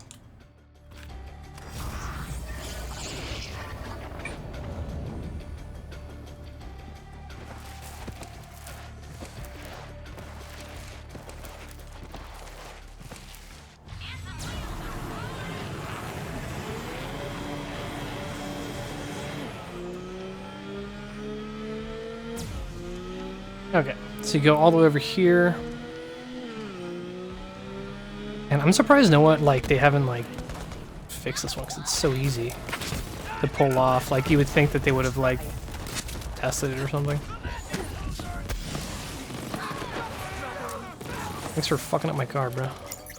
Alright, so right here, you basically jump onto this platform. So you just go up, or you can actually just be down here and jump up. And you can see, oh, I can't really, like, you can go forward, but that's pretty much it. You just mantle, and you're done. And you just follow this path here. And you're already out of bounds. It's one of the easiest ones, super, super fun. There's quite a bit to explore here. You can, like, wrap all around. You can go on top of the garage thing over there, which is cool. Running around back there. You can also go over the little overpass thing here.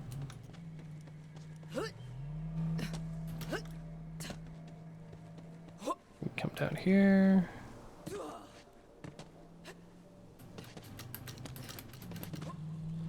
Should be able to go through this. Yep. Now you're like outside of the map, which is really nice. I was trying to find a skip for skip to go into Carnivora and ended up just like finding this one. This is a cool one. Like, you're definitely outside of the map at this point. And then from here you can actually get back in. It's quite easy.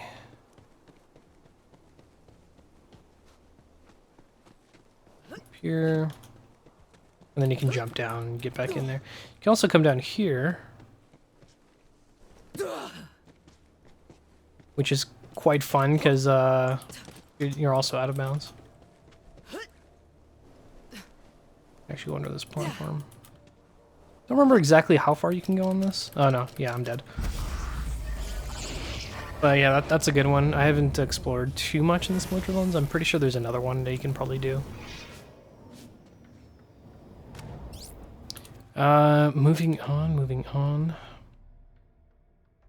There's one for every Circle of Slaughter. I had found the Cistern of Slaughter one first. And I was like, I wonder if there's one for every Circle of Slaughter. So I ended up finding an OOB in each one. After that last performance, They vary greatly in like quality of OOB, but it's still an OOB regardless. So here you want to come in here. This one's actually easier with flak, believe it or not.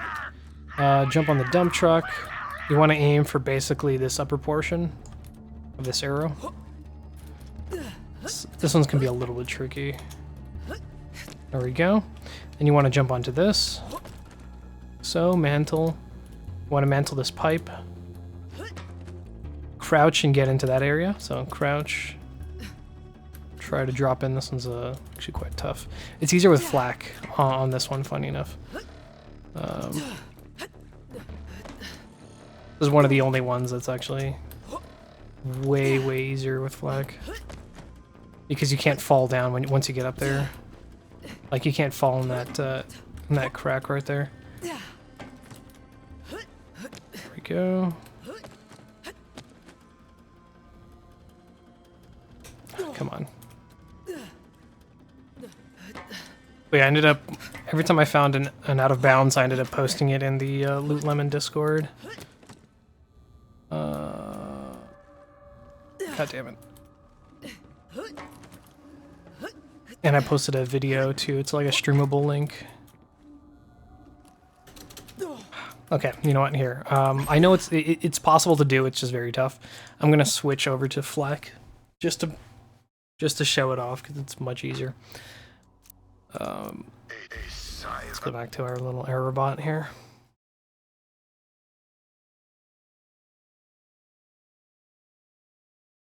And yes, there is also one for Slaughter Star 3000. I'm trying to find another one if possible, but you can get up to like this upper barrier bit. I'll show you that one though. Let me just show you this one first.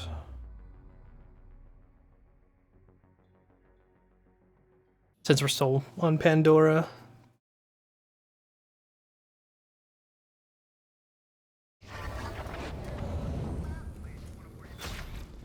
Okay, so let's go grab our mission here. See if there's anything good. No. Here's hoping my brothers and sisters fare better this time than last. Play on. What's up, sucker? This is Okay. Mr. Tory, and I'm ready to watch you fuck up this slaughter. So the initial jump is actually a little bit tougher with Flak, I think, maybe? Yeah, there we go. And then this bit is, so you can't actually fall through here, because he's just like a bit bigger, so what you have to do is you have to crouch, climb up, like so. Then you can do that. And then here you can see he can come down, and he doesn't fall into that crack, but here we can just crouch, walk through, and then you mantle. Or you can actually just jump through. Usually I have to end up mantling up this pipe. But here we are on the rooftops of the ascending corridors, basically, or like the little like coal chutes. Yeah, this is the slaughter shaft, out of bounds area. I've tried jumping up there; it doesn't let you. I think you can jump on top of that pipe though. Not quite sure. This area here and that area on the roof there, you want to jump over these because this is where enemies spawn. If not, you're gonna fall right through. You can also just run, jump, and mantle the lights. Get to the other side here. Jump that. And yeah, so this is pretty cool. This is a fun little one. And then this is as far as the wall lets you go. Don't think you can jump in there though. But yeah, that's the slaughter shaft out of bounds area here. I would fully like recommend like definitely exploring a lot of maps. There's so many things that you can potentially mantle off of. It's pretty nutty. So moving on from that, I'm going to go back to Amara because I can't do this next one as Flak. It's literally impossible. It doesn't let you. So it's going to go to Radmara. Because there's like a small platform that you can't actually stand on. If you're Flak, you're just going to keep falling off, even with constant jumping. And this just makes it way easier. So on to Promethea. We're going to go to the Cistern of Slaughter.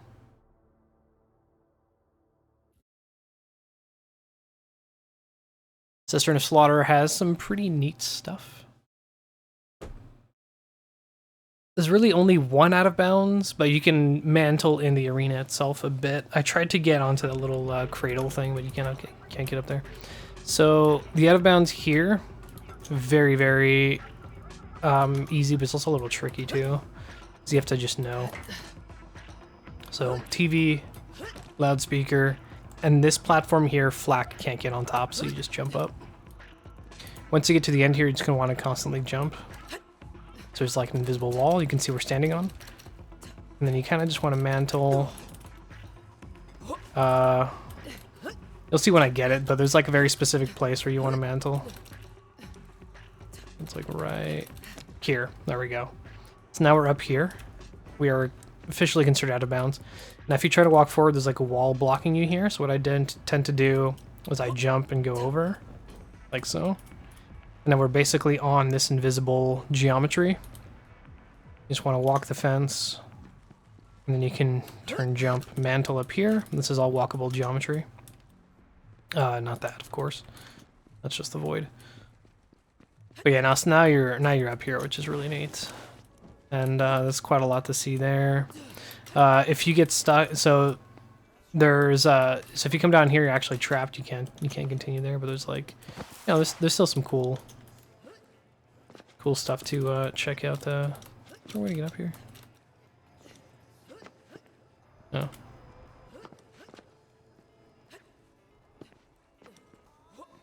But once you do it a couple times, it's really not too complicated.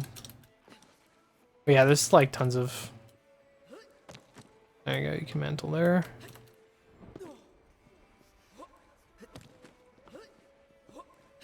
Oh, I have no... Oop. Oh, am I stuck? Okay, I'm actually stuck here. Let's just TP back. But you can see the elevator. There's at least the top part of the elevator, which is pretty neat. Also, let me start this so we can go into the arena. Worry, I've got plenty of creatures to kill you with. Let's go again. Nope. It's easier to show off exactly like the invisible platforms I'm talking about when you're playing with somebody else. Because you'll see them standing on something. Come on. Don't know I'm messing this up. Also, if you stand on this TV, you can just mantle up here. I think. No, I don't know. Sometimes it lets you, sometimes it doesn't. It's weird. Dude.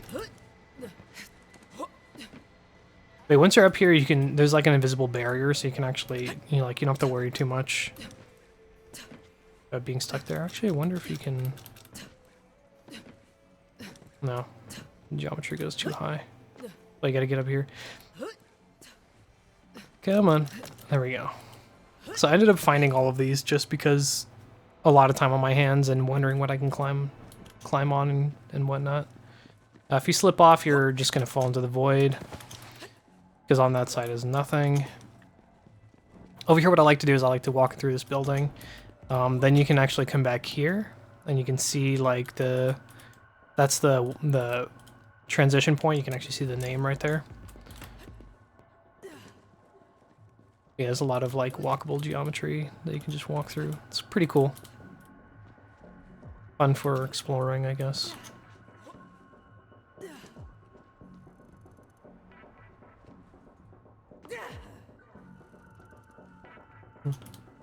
It's really intriguing. I think I'm actually dead here. Yeah, there's nothing I can do back here.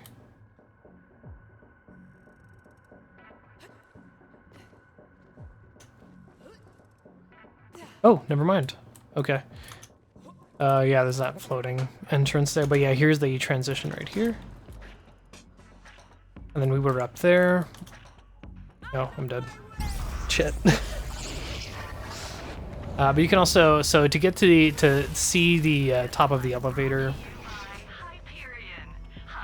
you want to get back up, but you want to do this jump over here.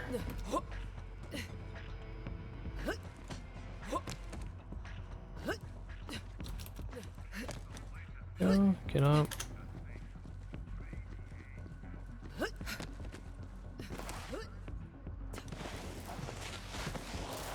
So we can walk back here. I tend to like to just jump in that direction. So once you get up here, jump there. This allows you to bypass this this wall here that we can't walk past, and that's what gets you stuck in that little bit.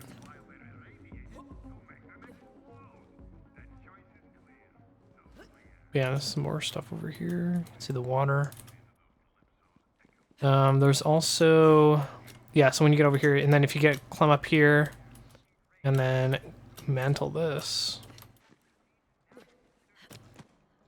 Crouch, you can actually see there's the top of the elevator. So if you were in the elevator and you looked up, you can actually see the player clipping through this little black bar here, which is what's working. Oh, I'm trapped. Okay. Which is working as kind of like a void.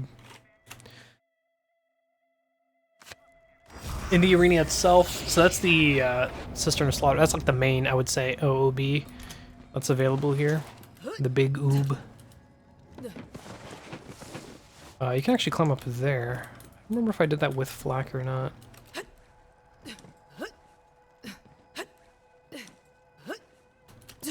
Or is it just like this? Yeah, here we go.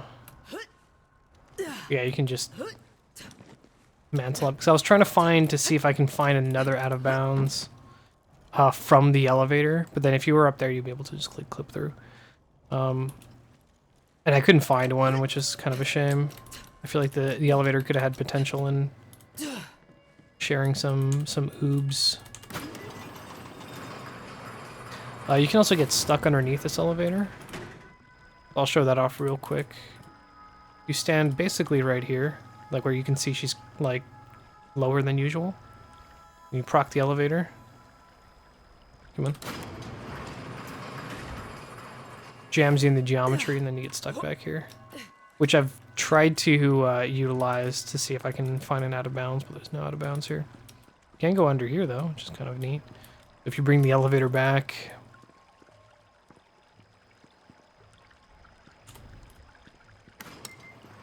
you can just camp underneath here. Yeah, now we're officially stuck, but we can always use the camera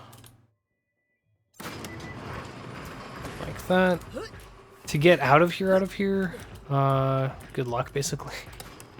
I mean, no, that kills you. I wasn't sure if that was just gonna push me through, but I guess not.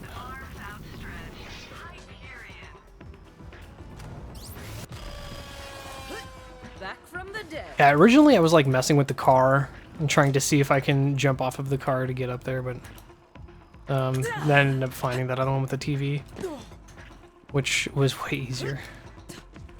So a lot of trees in general in Borderlands you can kind of climb on. This one is no exception. And you can just get over here. I think you can climb up that. I don't remember. But it's a good practice to kind of like check that out, because when you're on top of a tree, usually you can also get places you're not supposed to, which is nice. Speaking of the tree, you can come over here. Do this very easy jump into this one, mantle. And you should be able to mantle there. You can actually get on top of those lights. Oops. I haven't done this one in a while, so apologize if I'm a little bad at it. There we go. There we go. Oop. Thought I was screwed. Then you can just jump here onto the horns from the lights, or the front of the lights. Now you're up here, which is a fun little thing to do if you're a multiplayer and you want to just show off a little. It's a neat. It's not really considered out of bounds. I mean, I guess you kind of are out of bounds, but also not really. And I have tried to use this to my advantage to try to get somewhere else, but this is pretty much the only area here that you can just like hop on the tree and get up. There is... So I try to get up there, you know, this like little... this guy here. So I tried to see if that was possible to get up to. I ended up finding you can do... can I do it from here? Okay, so I do have to do that jump. So you can actually get onto this car, do this run onto this branch for this tree, then you can jump over to here. Oop. This one's a little tricky. I've fallen off many times off this tree trying to see what I could do. Yeah. It also branches above you too that will just push you off. Usually once you like hook into that little corner, you're pretty safe. Yeah, right here. Nope. Guess not. Of course, this is the time where everything I tried to explain is just not working. Fine. Yeah, you can land here, then you can just should be able to jump up and get onto this branch. Come on.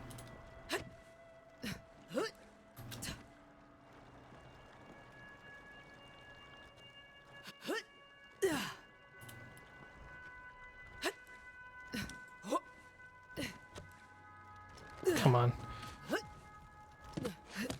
This is really not too useful. You still can't get up there, but you can get on that flag though, which is a fun little party trick. Man, I haven't done this jump in a while actually. Oh, come on, I had it.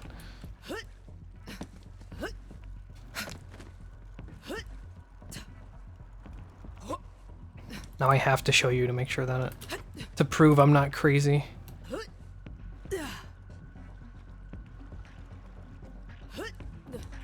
Yeah, so you get up here, and then to get up there, I think it was a jump that you could do. But yeah, no, you can actually mantle on top of this. There we go. And you just run, jump. I almost fell off there, and then here you are, you're at the flag. Now from here it sucks because you can't actually keep mantling up. I've tried. I've tried jumping from here onto that. I've tried jumping from here onto some other areas around here, and nothing is mantleable, sadly, but this little flagpole is. So there's just a big wall of visible geometry preventing you from getting up here. Because that would be really cool to go and explore back there. I'm sure it's obviously going to fall through straight into the void, but it's neat regardless. It is neat regardless. I wonder if you can get onto that car. Or is that also considered... it's also blocked off. There, 1 second.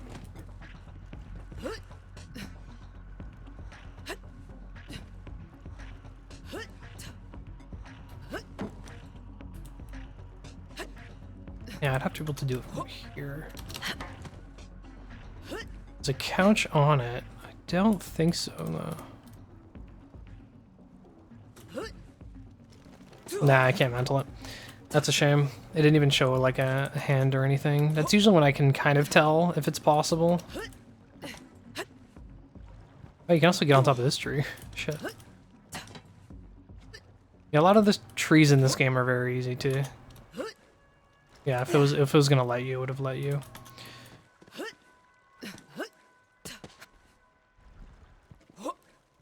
But yeah, like I said, not really useful stuff, just kind of fun to mess with.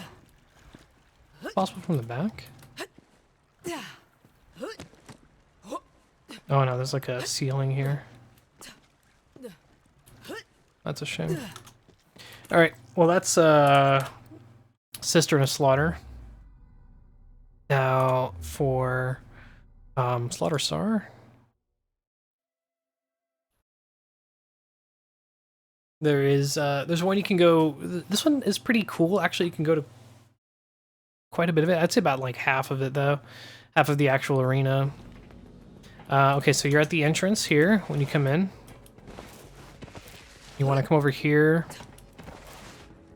And don't ask me how I found this one. This one I was literally just like grasping at straws as to see what I could potentially mess around with. Let's see. So here you go onto this locker, and as you can see when you jump, you kind of land, but then bounce off, and I was kind of like, oh, there is an invisible small platform you can potentially jump off of. So if you keep jumping, then you're going to be on that guy. And then I was like, I wonder if I can climb onto those pipes. Then you get up the pipes. Then you climb back here. Now you're out of bounds. Super easy Circle of Slaughter out of bounds. Quite the oob. And if you do this jump over here, you can actually go up here, and you can come back here. Here's the elevator shaft. First thing I'm going to show here, so when you come back here, excuse me, you can fall down right here, and you can fall down here, and there's a death plane you got to watch out, but this is where Blue Rain spawns in. So if you walk around this area, because there's going to be an invisible barrier right here, this is what I'm pretty sure most people have, like, if you try to jump off, you'll end up hitting this wall. But if you come right here, like you follow it at the end, you can actually wrap around, and you can walk around the rest of the arena that he spawns in, which is pretty neat. The platform that he stands on is actually underneath this floor. But yeah, this is pretty cool. You can actually see there's a death plane there, because the grenades stop mid-flight.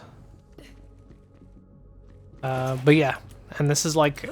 So you can end up going through this. I would say if you're going to be walking around, be very careful. You can only walk as far as this black box allows you to. But this is a cool place to like press P and then take some pictures. And you can like bring the camera around here when you normally couldn't. And you can see there's actual like geometry. They put actual texture on walls that you would not be able to see otherwise. Quite neat. Moving on from here, we can wrap around this corner.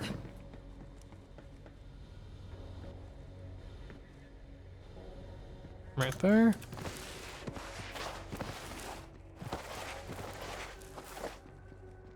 And then we're under the stage. which is quite neat. Everything's neat, you know? It's all neat. It's like, oh, that's cool. And none of our shots go through because there's a death plane or something. Ceiling or whatever it is. Oh wow, they actually pop up through there. Huh. So if we go back, because I would say TP unless you want to die. There's a second part to this OOB, which is kind of nice. So if we go back into the same thing, the hardest part of this OOB is actually doing this jump. It's timing that, because I've messed it up many times. There we go. What I tend to do is I tend to hold S while I'm in the corner, so I'm walking backwards. So it pushes me in the corner, and then when I do that jump, I try to go and jump forward.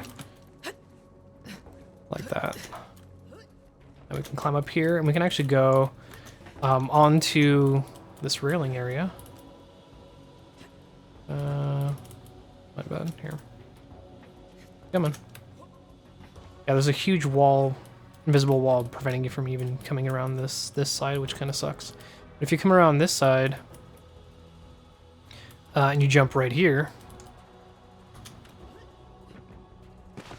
now you are on this elevated area, which, as you can see, there's an invisible wall right here.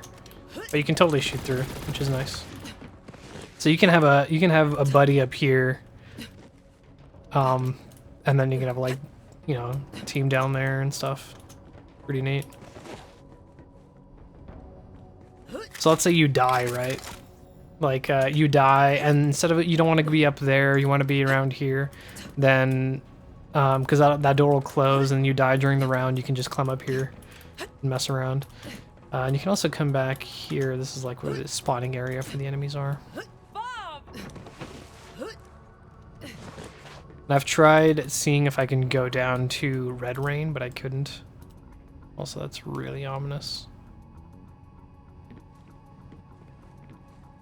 Sadly. But it is it's cool. This is a really cool one. It has actual like practical capability. And I'm still trying to see if I can find one to get on that side. Cuz I'd love to get on that side. Maybe even up there if that's even possible. I'm sure that's not actual geometry that you can stand on, but it'd be neat otherwise. So yeah, these are the two Circle of Slaughter, or the two Jesus Christ, two Slaughter Star 3000 OOBs. Well, it's the same OOB, technically the same entry, but it's like two areas, which is nice. Moving on, there is one in... Oh, I don't even have the map. Well, that's inconvenient. Here, let's go to another character. So if you go to, what the fuck is the name of that? Zalorgos? There you go. I think New Cup has it. Yeah, we should have gone through Guns, Love, and Tentacles DLC with this character, so we should have the warp point for it. Or a fast travel location. It's all the same thing. Yeah, Zarlargos. And then if you go to the Scattermaw Basin, because I haven't found one yet in anywhere else. By that I mean I haven't really looked too hard. We go to the Gondola Station. The gondola.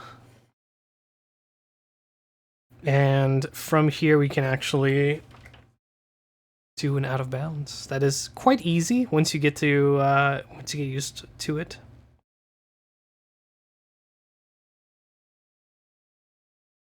It's not that bad.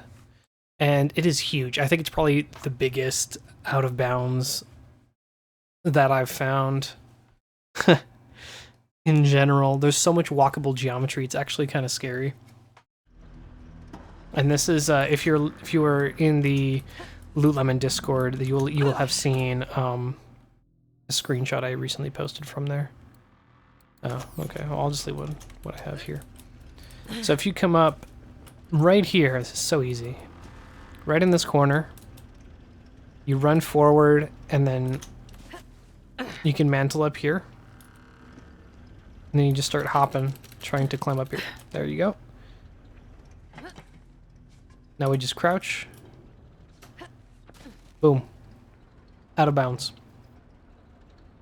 And we are officially on this mountain range, which is all of this.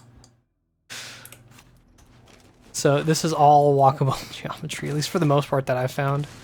There's a couple holes you can actually get stuck in, so be very careful. But this is a lot of walkable geometry.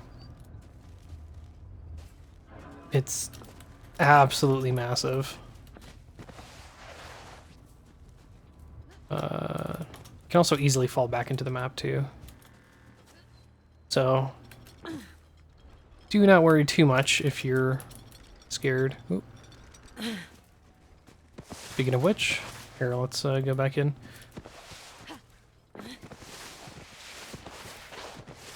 I don't know if there's any death planes down there. I think I might have found one.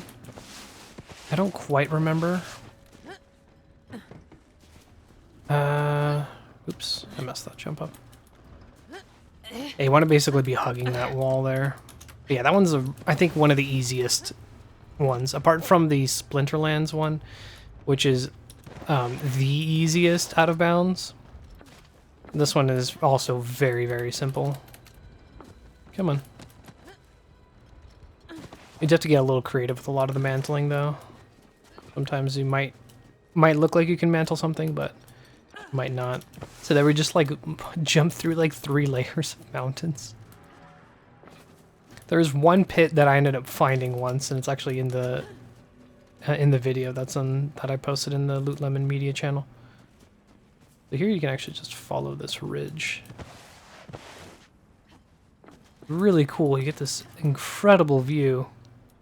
So if you're into taking photos in the game using the in-game camera, this is a really cool one for this area.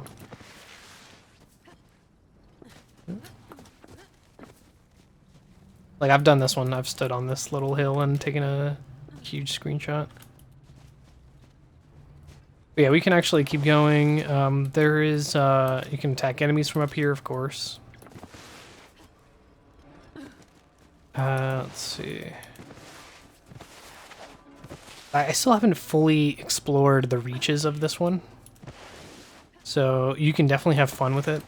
Like, I recently found out you can actually hop over to the other side. Not on that side, but on, I'll show you in a bit. Like, here you can definitely come down here. The blackest ice, and then start, like, shooting. I haven't found a way to see if you can jump this bridge, sadly. Like, go over to that side of the out of bounds, but I also haven't tried to go to that side of the out of bounds and... or that side and found an out of bounds is what I meant to say. There's still a lot of exploration that's possible for this game, which is nice. But yeah, I'll just, like I said, I usually just throw on like a video or something or some music and then try to see where I can go, what I can do. For example, this area here, you should be able to... oh, wait, did I mess this up? Wait, let's go back up.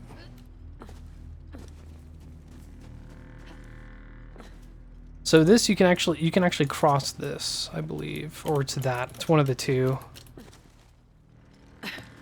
Okay, so that was a mantled point. Let's see. So I'm just like hopping as I'm running here, just in case I'm land on something. There's a bit where you're gonna be essentially floating in midair. I believe it's over here. So there's the gondola here. Not exactly where it is. Please bear with me here.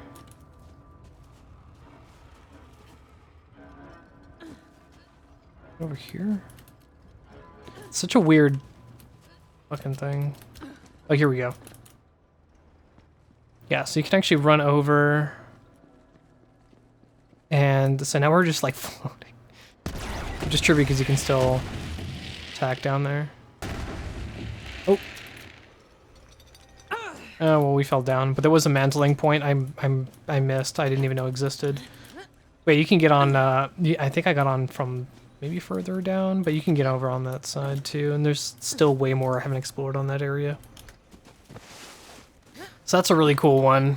That's a really neat little out of bounds. The last one is going to be in Sanctuary.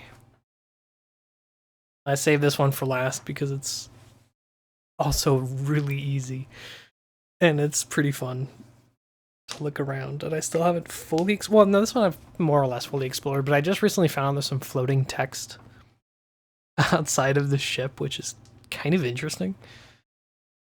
I've never actually seen this text too, so I'm actually gonna swap back to you can I'm able to do this with every character? I think so. I'm just gonna do it with Amara here because we were already on Amara. I should have actually just swapped instead of TPing out.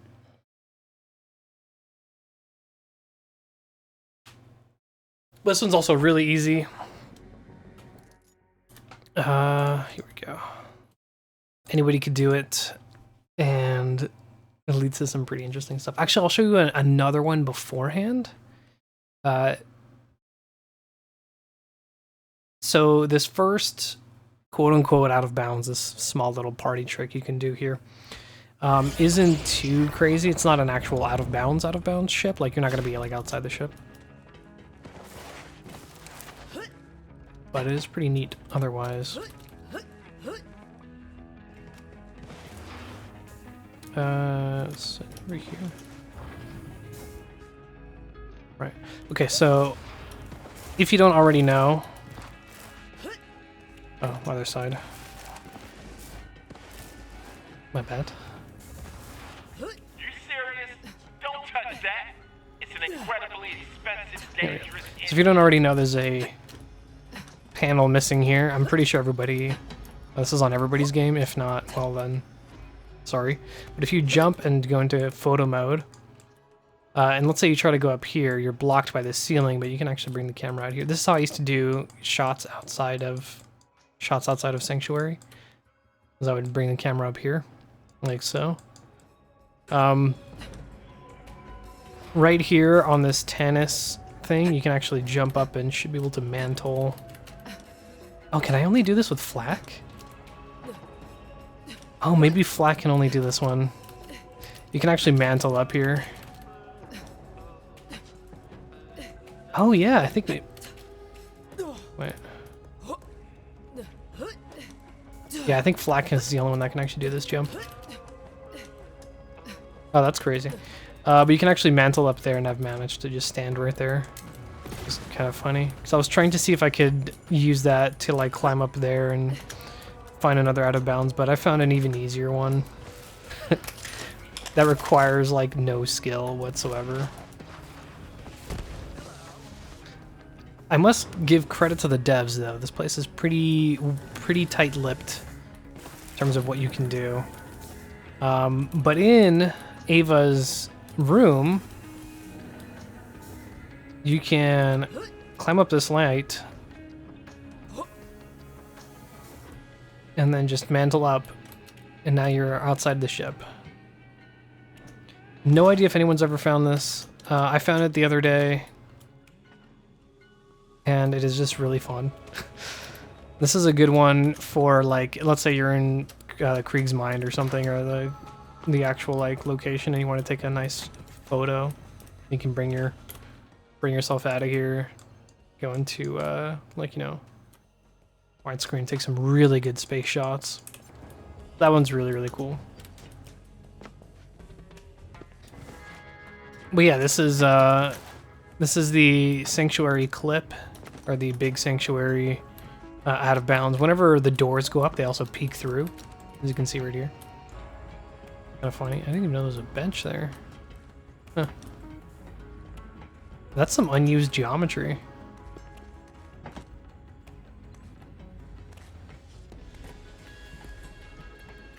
Interesting.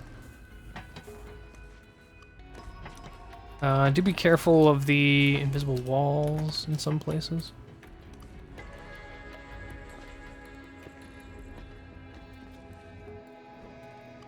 Oh. Let me go back in.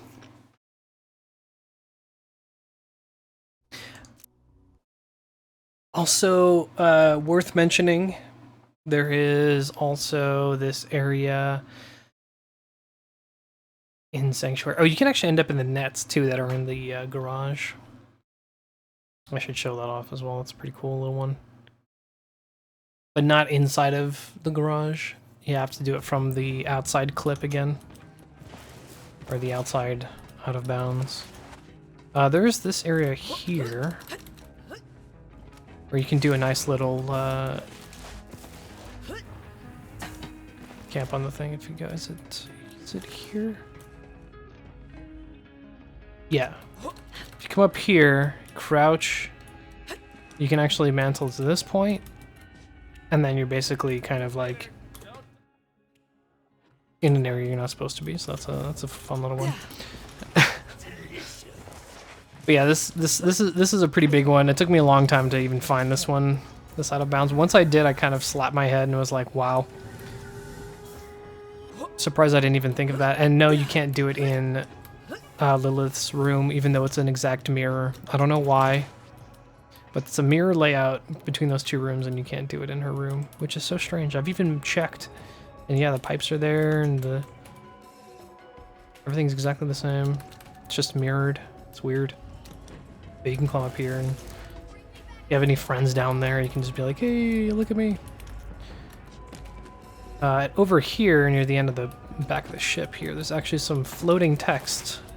It just says, crew mission kills.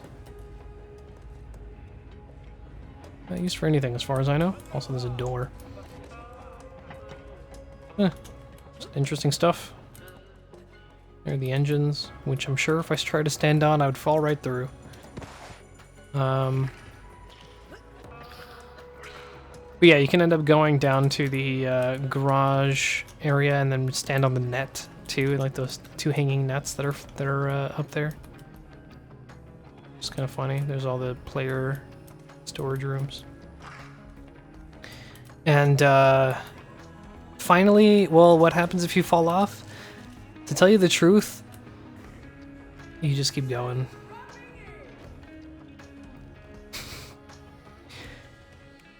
I presume the developers never thought you would get out of Sanctuary, so there's no real death plane. You kind of fall forever in the emptiness of the void, which is also another great way to just take some photos too. And this one I did post on my Twitter. I was just like, now, okay, fine. I'll admit there's actually a death plane, but it is incredibly, incredibly far down. Like, it takes a while to get there. Pretty trippy though. Because you can't open menu, I mean you can't open your inventory or anything while you're, you know, because you're basically in a falling animation. Or jumping falling animation, so where'd the ship go? Oh, there it is. But yeah, this is pretty cool. You can actually see it's like a model out there. Trippy. Well, that being said, I'm gonna end the stream here. I know it was a short stream, and it's my fault for starting late, but things are how they are sometimes. So that being said, in the YouTube description, I'm gonna have everything for the gravity build, just like I always do with the concept builds. That's gonna have the skill tree, items used, anointments, parts if there's any parts for certain things, and the whatnot. So that's just gonna be how that is as usual. And it's so weird. It feels like it's not moving. Huh. I was trying to buy some time to see if I can hit the death plane, but it really is quite a distance. Goddamn.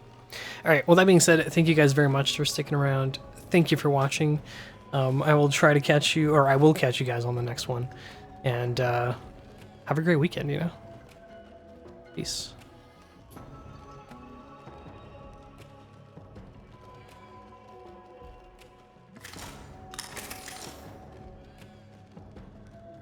I just accidentally reloaded. I'm so sorry.